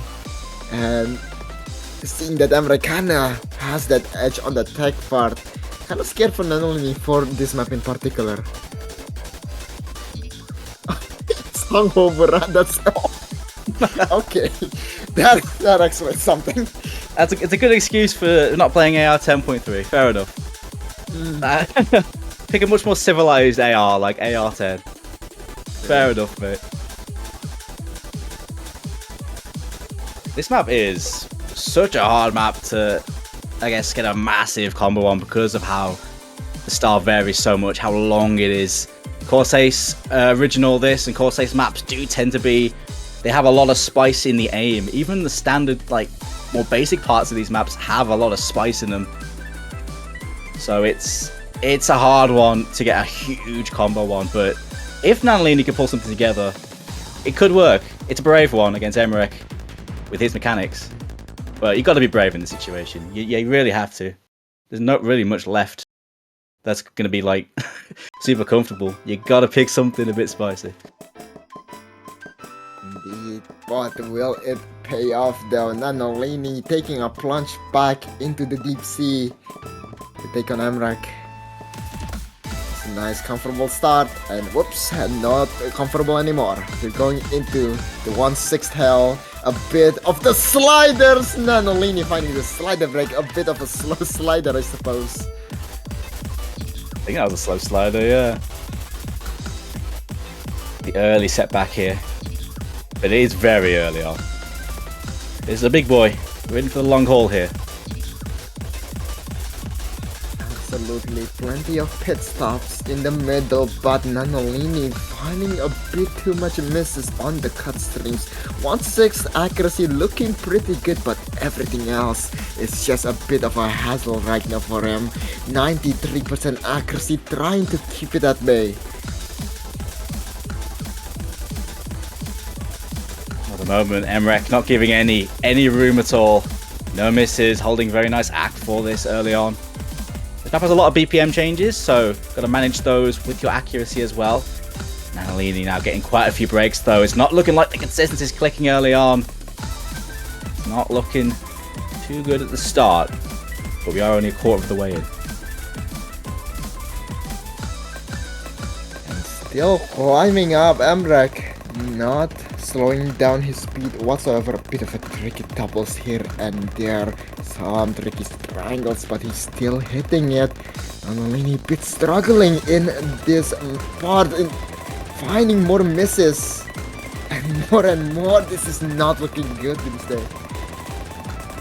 Nah, this is not looking good now. Nanolini definitely struggling on this one.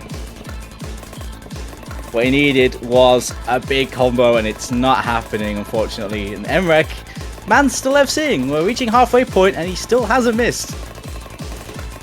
So, looks like this brave pick is not going to work out that way. Emrek going to be really flexing his prowess on this one.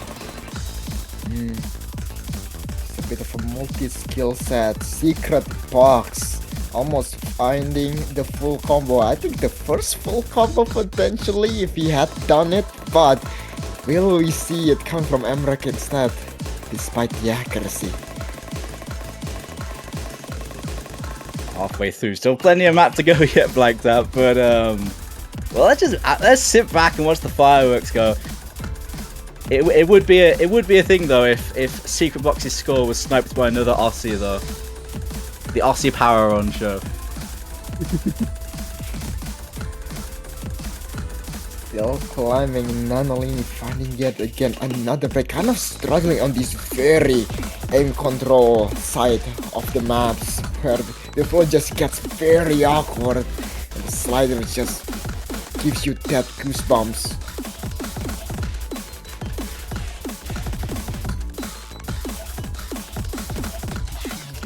Nonetheless, so Go on. Amrak is oh boy, he has reached that part. And now there is one more KI section where it goes to absolute lengths to stop you from being the first hot drop victor. Can we see it, Doomsday? Second time's the charm, I suppose, in this tournament. Dude. I don't want to say anything yet, mate. This ending is no joke. This ending is the hardest part of the map. Nothing else has phased Emrek yet, though. Let's see. Here we go.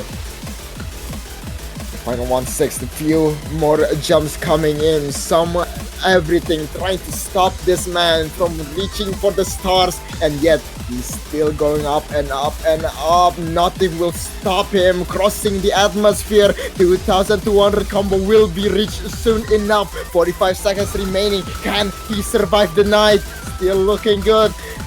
Slider's looking gorgeous, accuracy is there, combo is absolutely still here, almost finding a miss there, dropping some 50s, Emrek still going the distance, hits another float section, the last few linears, Emrek, just a bit more, and he hits that part as well, 20 seconds remaining, can he do it, Doomsday? Oh my goodness, he's already beaten Secret Box's score now, this is the wind down. Map's winding down here. Just needs to keep his cool for the first ever Hard Rock FC on this map. Just a little bit more. This is insane. What a score from Emrek. Take a bow. What a play. Oh my goodness me. I know I said that this match was quite the appetizer, and I'm feeling full already, man. That's insane. That's crazy. That's a course ace tiebreaker. A bit of everything on Hard Rock. No problems here for the world number one. He's taken this match 3-0. Nanolini is going out, unfortunately. It's the end of the line for him. Very solid attempt, though. Great fight on that No Mod 1 as well by him. But unfortunately, this is the end of the line for Nanolini. Thank you for playing. Thanks for taking part in LGA this year. Always good casting you, mate. But Emrek, he's in it to win it.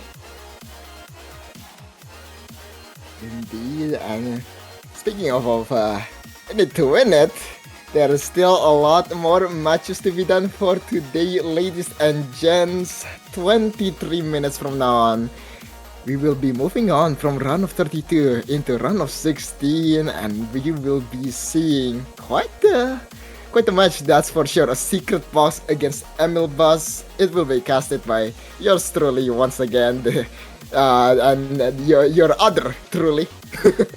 Hello. So stay tuned, I suppose. Get some water, get some snacks, whatever you want. Get some dinner if you're like living in Indonesia or in the evening. But yeah, we'll see you guys there. For now though, I'm Blind Tab and my boss Doomsday. We bid you guys a bit of a farewell.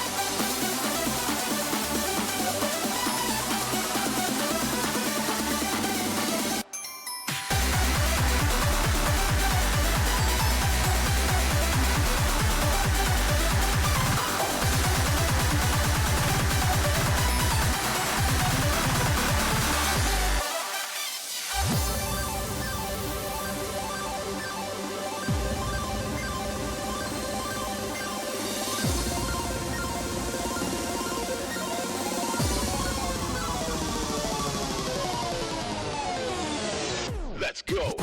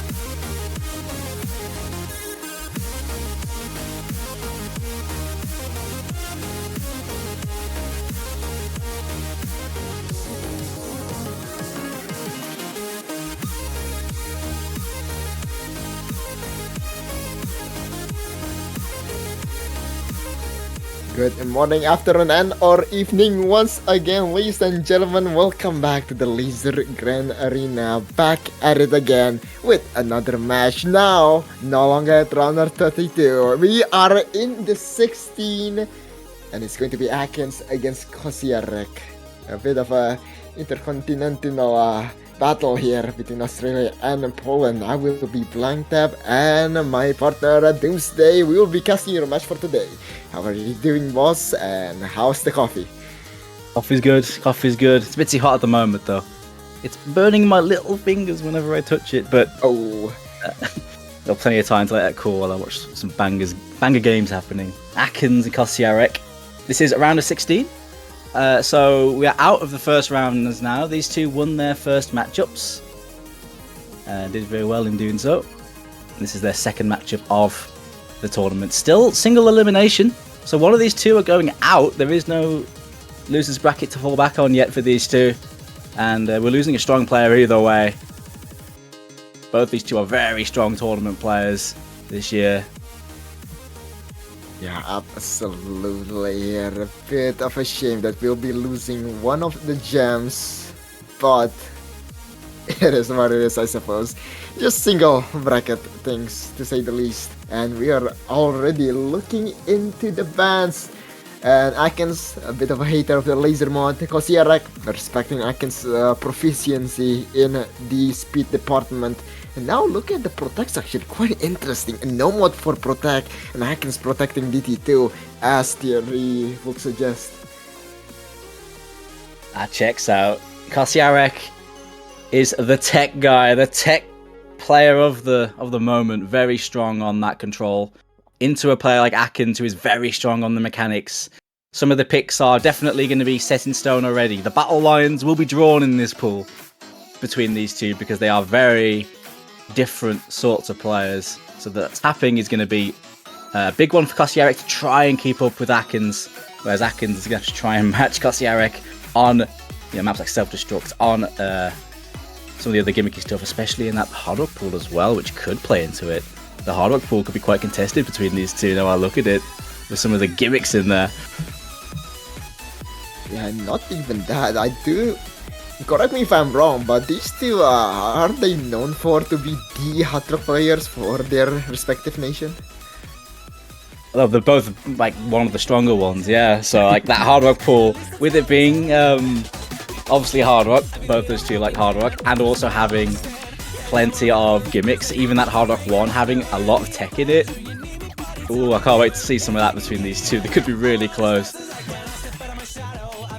Absolutely, but before the coin is flipped, Icon's gonna take a bit of a swing in the hidden tree side of things. Slightly in his favor, but let's see what he can do. The Will Stetson tune. Shout outs to Will Stetson. That sounds better than that. Kosierek matching Atkins in the accuracy and combat department, but this is a hidden tree after all. Dangers lurking in every corner, and Atkins will be the first one to get bitten. Kosierek the second, slightly towards the Kosierek indeed in Atkins' own pick, but here comes the first KI. Big tempo change here. The accuracy doing a lot of work here for Kosierek. Another break there from Atkins. Seems like it's very well traded though on the miscount front. And a lot of act just got dropped there from Kosierek, so that advantage now is gone. Pretty much dead even again. Absolutely, this seems to be a very contested pick nonetheless. Everyone hitting that linear stream combo in the side of Atkins. But this map, there's still one more minute of content left to be played, and we're gonna go straight into this very tricky linear section soon enough. Consecutive circles after circles incoming and approaching. Which one of them will stay composed? Time coming in here, and both players nailing it, no problems at all. Look at the same player here. Oh, never mind. Kosierek with the break. We aren't looking at a mirror match here. Absolutely. Atkins shattering his reflection here. And now the lead absolutely skyrocketing to a solid 80k. And in a blink of an eye, he brings it all the way to his side. It's a 100k. Absolutely beautiful lead. Going to Kosierek's own pick next up. What will he choose? What will he pick? That's an 800k though. Atkins, last time he played that, got about 690k, so that's a big improvement on his previous score. Huge improvement.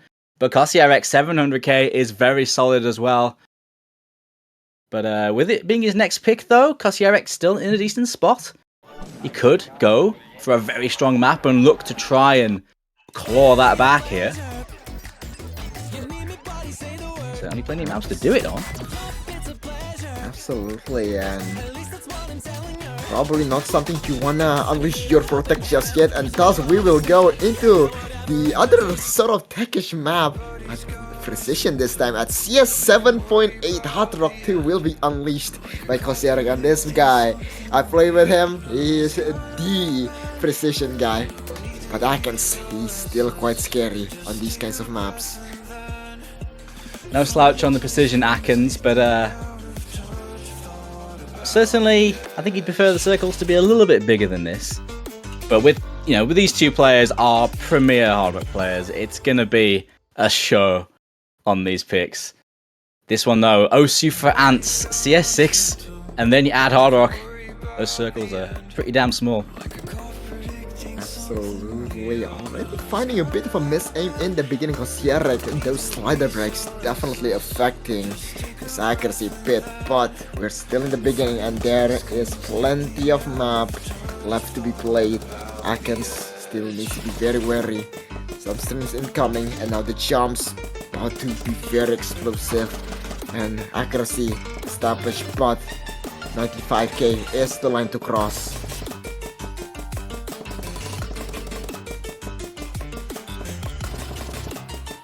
Definitely looking quite good. Akens certainly not seeming super comfy. I mean, it's hard to be comfy on this style, but there is a definite disparity. The accuracy tells a story here, and it is in favor of the pole.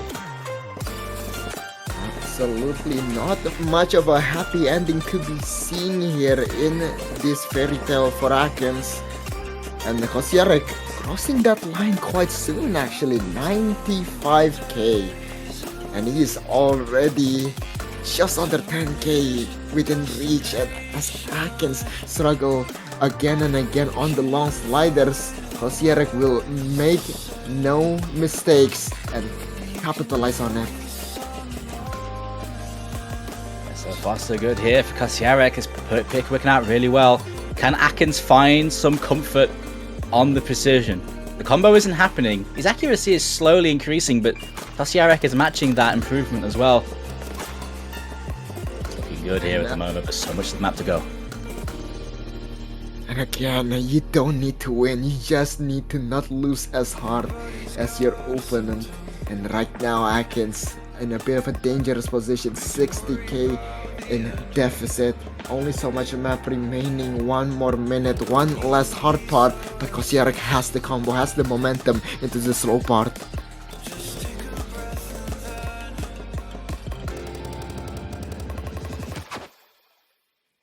Oh, that slow, that jump right there, cinematic miss from Kosiarek.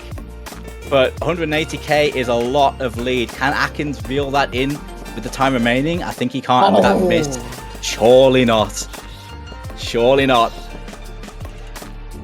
It's just a tiny bit too late. Akens had the landing quite nicely, but Kosiarek removed it at the very end.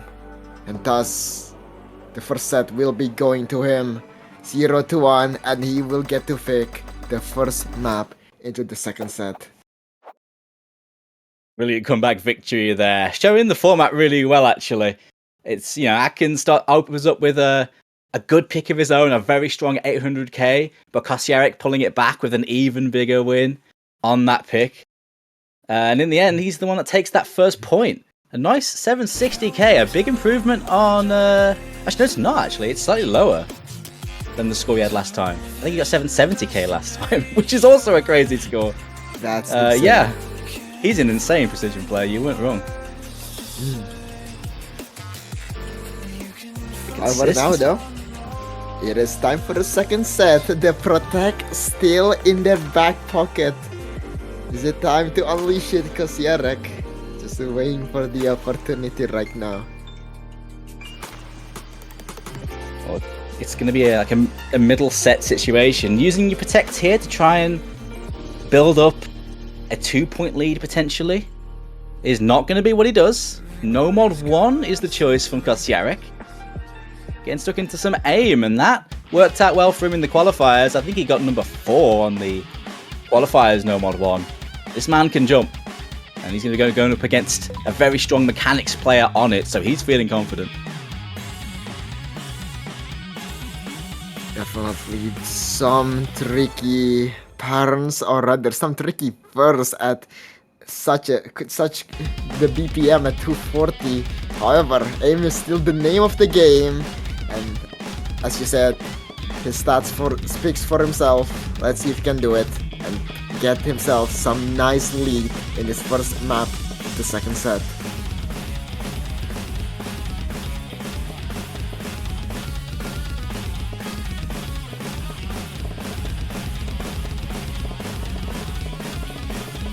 My god, it's basically a speed map. Certainly a few drops there on the bursts from Kosiarek early on the speedy intro. No such drops though from Atkins.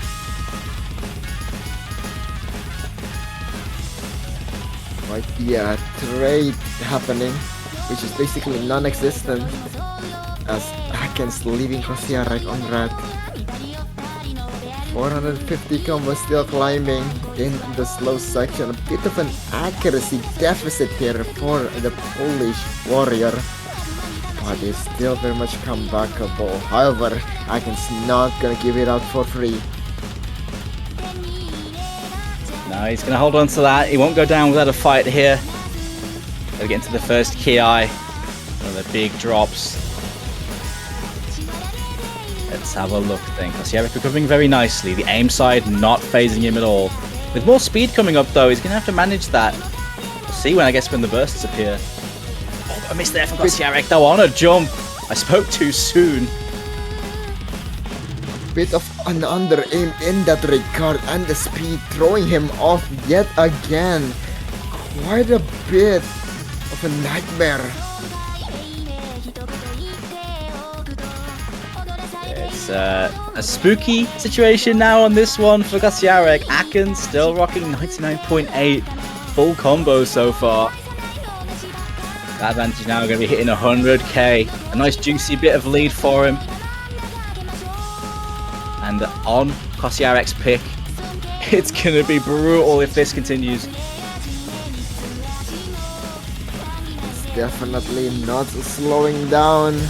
A bit of quite damage that we are going to see. Finally finding the miss.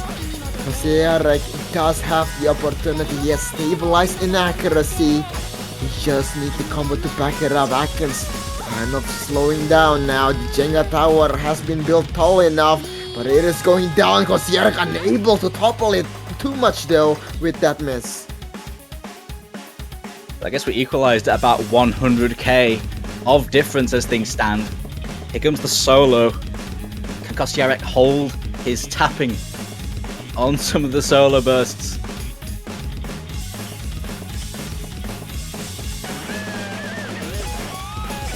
Wide angles, no one finding the miss there, but here comes the one tap into the stream. Can they hold on? Kosiarek unable to do so. Atkins barely hit that. Another stream coming in. Kosiarek dropping some 100s, but lots and lots of misses. The speed part catching him off guard. No such drop though from Atkins, who's still holding way above 99. It's a 99.5 from Atkins. It's a proper masterclass on how you do it on this one. It's a really unfortunate miss for him, honestly. Brave choice from Kosiarek, but it's not going to work. Another break from Kosiarek, followed up by Atkins, but 140k of lead is doing good work when it's not even your pick. Indeed, and he will have the privilege to pick a map where he can absolutely comfortably have 140k padding. Probably going for something bit riskier. I don't think this is the correct moment to go for your protect, especially with this much lead and it being your own pick, but who knows? We'll see how confident he's feeling. I mean, with this room, Atkins can definitely afford to save some of his stronger picks, I think. But he may just want to guarantee this to avoid anything untoward happening. But we'll see. Great play, though, from Atkins. Very nice. 99.3. 4 miss. Clean as you like.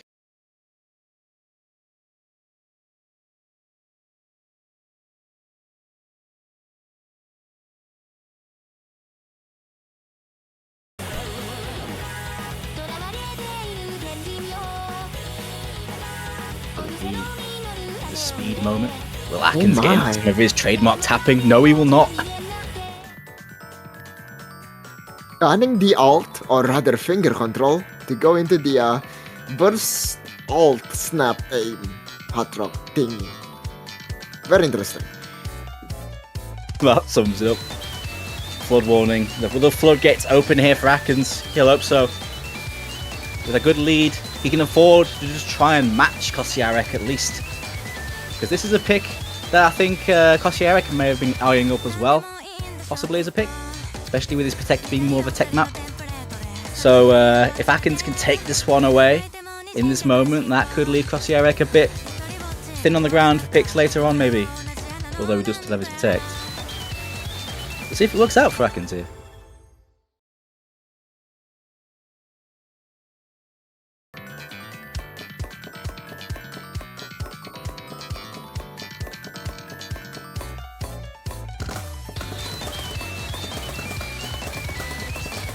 Already quite the start. Some speed element to it, but it is all snaps and all. The triples is just there to throw you off.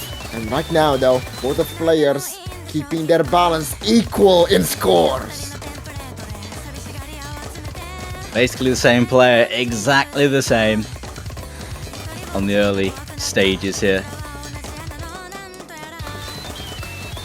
We are finding a bit of 100 chains right now, but still matching that ever so important combo, and Atkins drops it. There is an opportunity for Kosiarek, but 140k against your opponent's pick is quite that hassle, and he does find the miss. Can't capitalise early on, but his nose is in front a bit. Of course, Kosiarek needs to get at least 134.932 score difference, at least. But if he's ahead, at least he has that to his name. We're halfway now, and the accuracy's still with Atkins.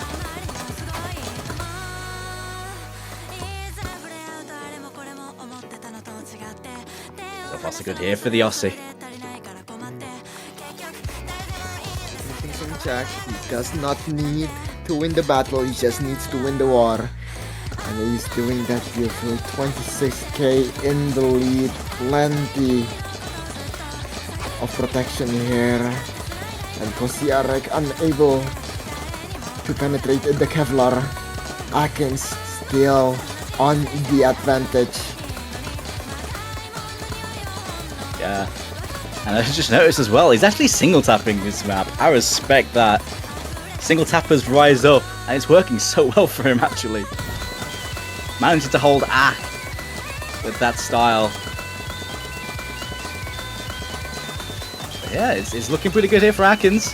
Taking out a Hard Rock tech pick, or Hard Rock ult pick I should say really, and getting himself on the board. Been a really good set here for Atkins. A lot of good work done here. Setting himself up for the rest of this match as well. Absolutely, Kosiarek has the combo advantage, but too little too late. Atkins takes the second set, 1-1. A nice 700k from Kosiarek, a very solid score again from him. I say that the Hard Rock head-to-head on these two is a proper tussle. But Atkins wins this one. 1-1 on Hard Rock picks so far, Blank Tap, so the decider's still there. I wonder if we'll see Divine Ordeal again. Oh yeah. Nonetheless though, before that, we will go to the critically acclaimed Hole Dwelling. Oh mate, It's DT1. absolute banger. This map is great. We're going to see it. I'm not too surprised to see Atkins picking this one. The aim player extraordinaire, especially on the high approach rate. This one's gonna be very fun. Up and downs. A bit of a swing left and right action as well. Kosiarek, can he find some success here? Again, you don't need to win that or like win at all. You just need to not get into that very difficult to reach 100k mark because it's been just that. With this being pretty much all aim, Kosiarek's aim is very strong. been a strong point for him, but we'll see how he does on the the high AR DT style. A bit different to the number 1. We'll see if he can manage it. This, of course, is not full DT. It's 1.3 times or 1.35 times rate. You're looking at about 260 something ish BPM when all is said and done. So not super fast on like the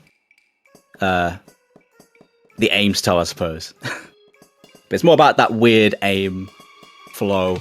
I say the left to rights to left to rights. That weird flow you have to manage. And the ever so interesting rhythm sometimes. However, starting off very solidly for both sides. Full combo still on the horizon. But Kosiarek behind in accuracy.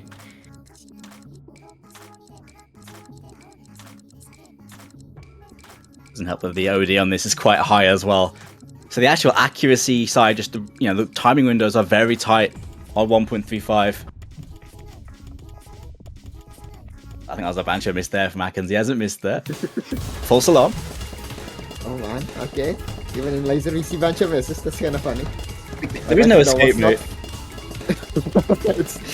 All road leads to Bancho.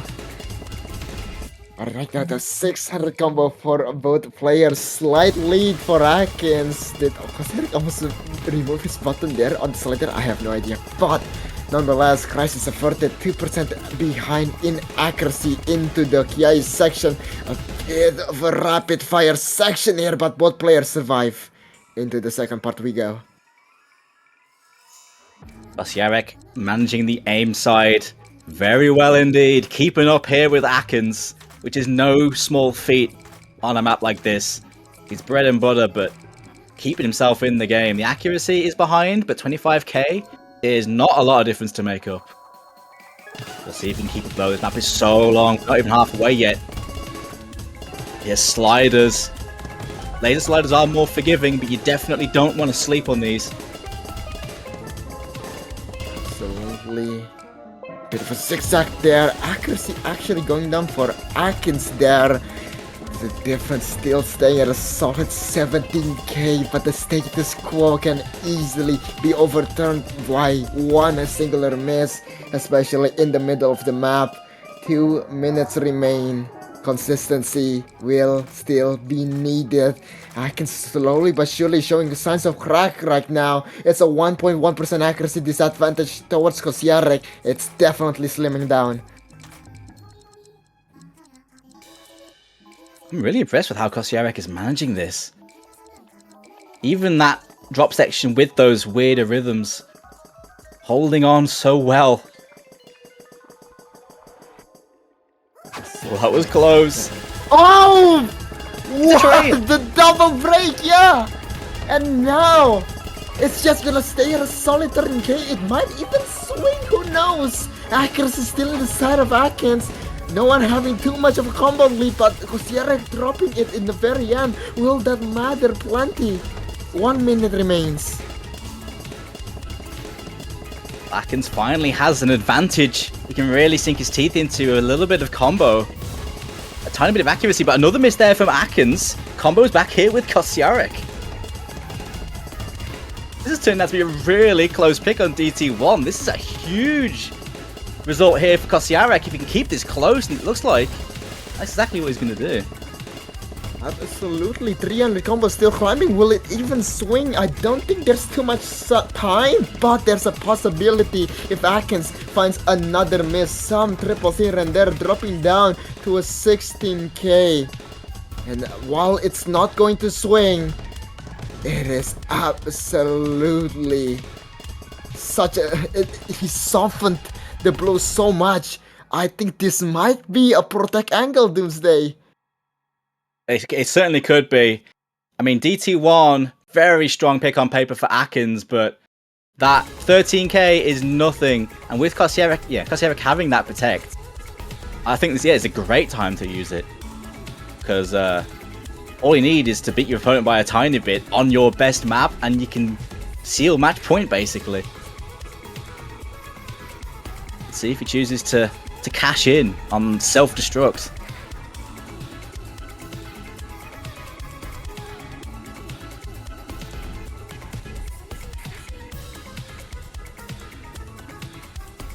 Just wait for it now. Oh boy.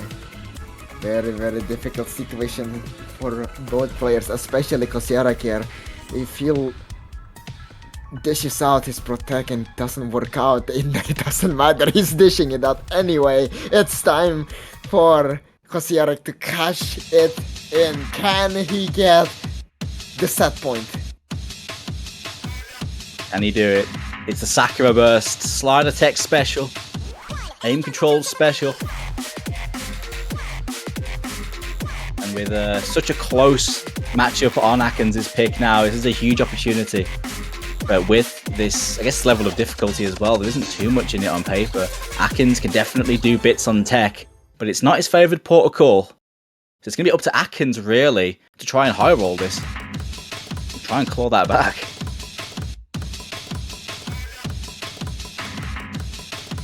I need to see if they've played this before. Did Atkins play this in his previous match? He did. He got 744k then. And Kosierek got 756k when he played it last time. So those scores are very close. Absolutely, but that is a risk Kosierek willing to take. Time to dance once again. Nice, comfortable beginning here for both players. Still an SS from Atkins. Kosierek not too far behind. But this map does not go as planned as usual when you're playing these kinds of Nomad 4s.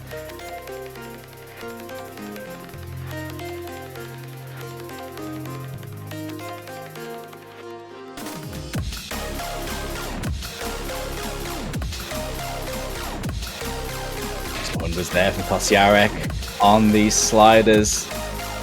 No miss, of course, that is the main part.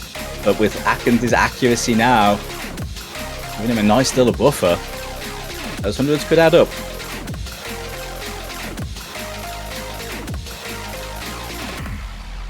Now going into the meat of this map. Bottoms up, the airplane's going in. It's time for the drop. Kosierek going on strong, 720 combo, but so does Atkins. Accuracy still equal, but there's the first drop from Kosierek. Bit of a trade from Atkins, 30k deficit. Kosierek needs to bring it back very quickly right now. Some 100s being dropped on both sides. A bit more instead of Kosierek as it goes down to a 97% accuracy. Both players still comboing throughout right now today. Kosierek getting another break there though, setting him back a little bit again. That early accuracy in the bank for Atkins now is looking pretty good. Looking like a great investment because that difference is pretty much all there is. But that's a well-timed miss on the side of, well, well-timed miss if you're Kosierek because the slow part, bit of combo. Atkins breaking just before that. There's time for combo gaming to happen a little bit. Atkins taking 3 doses, 3 grams of caffeine to say the least from as a form of frustration. I can understand, but right now the Kosierek has the opportunity to bring this back. The second half of this map definitely much more tame, but is there an opportunity for him to crawl back a 40k deficit? This part deceivingly tricky. We've seen how even Emrek can slide the break in this part, but will we see that mistake in this section? This section in particular is so breakable. Atkins gets the break. Kosierek still comboing. He gets through it. Nearly slider breaks that, but saves it on the last moment. Kosierek now. Can he seal this? He's got the lead back. He's back in the safe zone. Oh my! 13k is the line to cross Doomsday right now. 20 seconds. There's not much time. Kosierek, can he get to class in time or will he be punished? There's the miss. It's a 3k deficit. Kosierek, he's right there. We're in arm's reach. Atkins, can he hold on? A bit of a cut stream. Some sliders here and there. The combo, it's not going towards him. It's just a bit too close. But still too far away. Atkins takes the set. That's a solid 10k of difference. Reeling it back in. Atkins doing it on his opponent's pick to claw it back. A mighty fine effort here from the RC, and he's now got control of this set. 2-1 for him. Kosiarek drops his protect, but it was so close.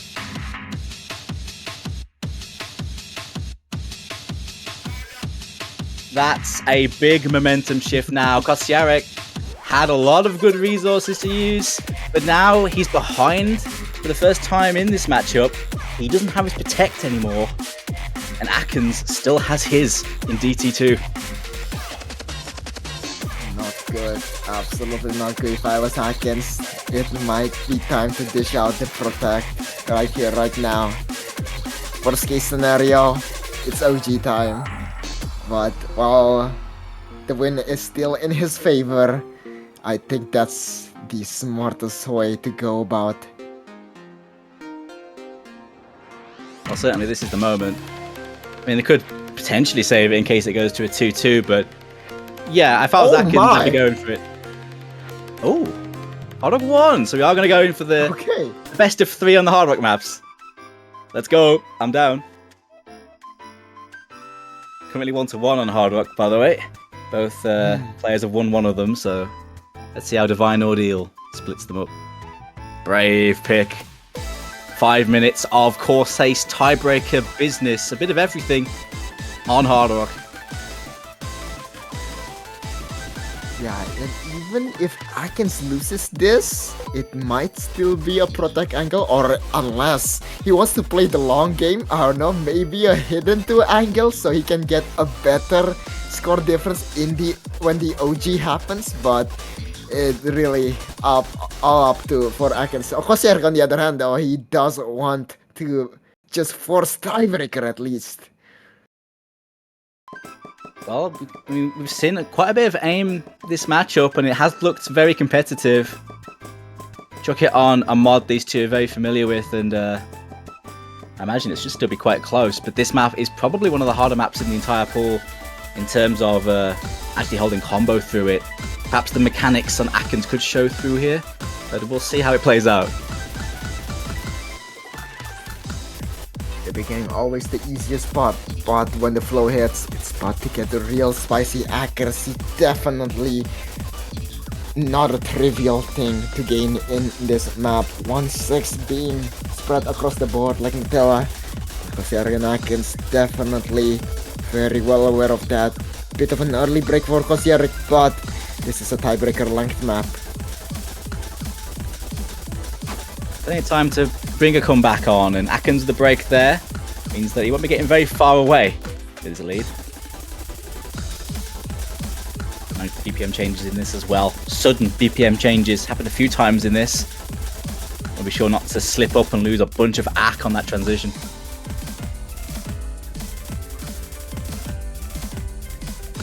Accuracy still leaning towards the side of Akins, keeping the score in check. Kosiarek still with the reverse choke run. But can he hold on for so much longer? It's so difficult to gain any meaningful lead in such a long map. Going to a bit of a rhythm change now. Yeah, into the ult section, a break there from Akins now, giving a major advantage here to Kosiarek, but he had to combo this and he doesn't. Stephen K, nothing really. Still so even.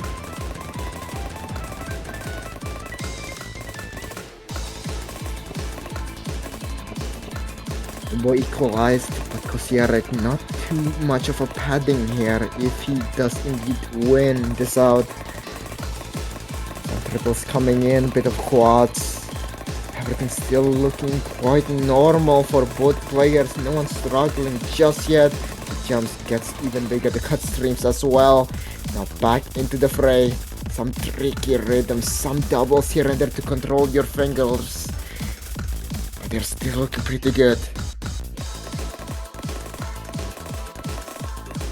Getting into a nice flow on this sort of higher speed, I suppose, flow aim section. Nothing phasing them here. Very nicely done through that section, actually, from both of the players.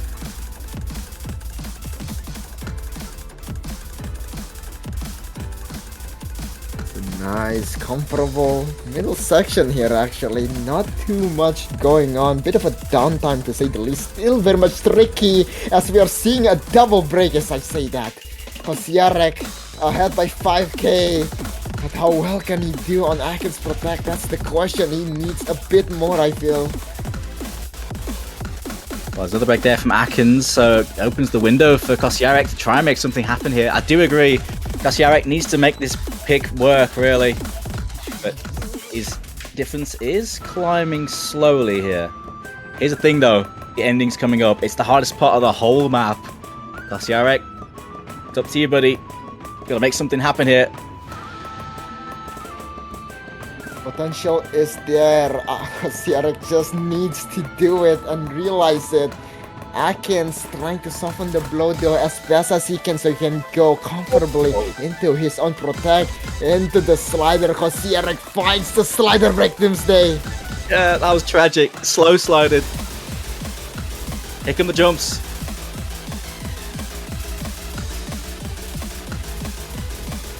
Last few jumps here. Kosiarek finds the miss. Akens holding on. 4k difference still. Trying to bring it to his side, and it will indeed be in his favor. Going to the last few ending section here. There's just nothing much to be done. Finally finding a miss. It will indeed swing back to Kosiarek. But that will not be the point, ladies and gents. Akens has his Protect, and it's all up to Kosiarek to brave the seas and survive the wave. Can he do it? There's a few breaks here from Akens at the end, and Kosiarek's comboing this. He's building up a nice little lead now. If he can finish this off, he'll have a little bit of breathing room going into Akens' next pick, you know. So honestly, a nice recovery through this ending, and with 30k, certainly not over yet here. Kosiarek, nice recovery there, and 34k of advantage in his back pocket going into Akens' next pick, which, as you mentioned, it's got to be the Protect. This is the time you pick it. Now or never. And there it is. Indeed, there it is. Oh man, oh man. And especially now in Lazer, if you're uncomfortable in speed, you're not gonna have a good time. There is no more of that combo gaming crutch. It's all Ak. How speedy is Kosiarek feeling today? Raw speed, Akens' bread and butter. It's the skill set that did so much good work for him in OWC. What did so much good work for him in LGA last year when he was the runner-up of that tournament. Speed abusing everyone. It's up to Kosiarek to make something special happen here, to keep his head in this game. There we go. Good luck, have fun. Kosiarek on his last leg. Can he force out the tiebreaker? Or will it be the end of the road for him? Let's see. Of course, this one is full DT, 1.5 times. So it's the DT we all know and love. 287 BPM speed. 35k, not too much of a padding here. Kosiarek, he needs to hold on with any means necessary. Accuracy looking pretty decent, but Akens still on the supreme accuracy when compared off the two.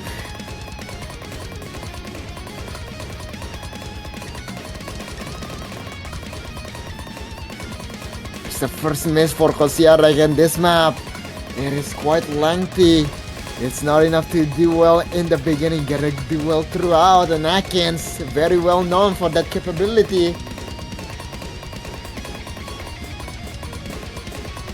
Still holding high 98. Kosiarek is doing well to combo a lot of this, but his accuracy is behind. It's not going to help him out too much. No quarter given here though from Akens. None at all. Plenty of them out to go. It's not over yet. But that advantage is climbing as we get to the slow part.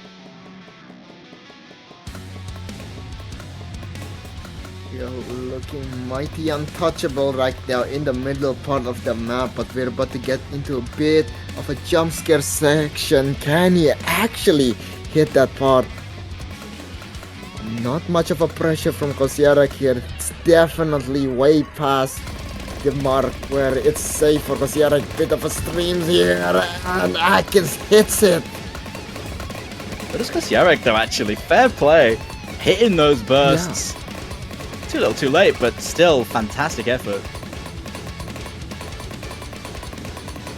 An effort will still be given. He's not giving up just yet. Waiting for a mistake from Atkins, but this man just not seem to be missing.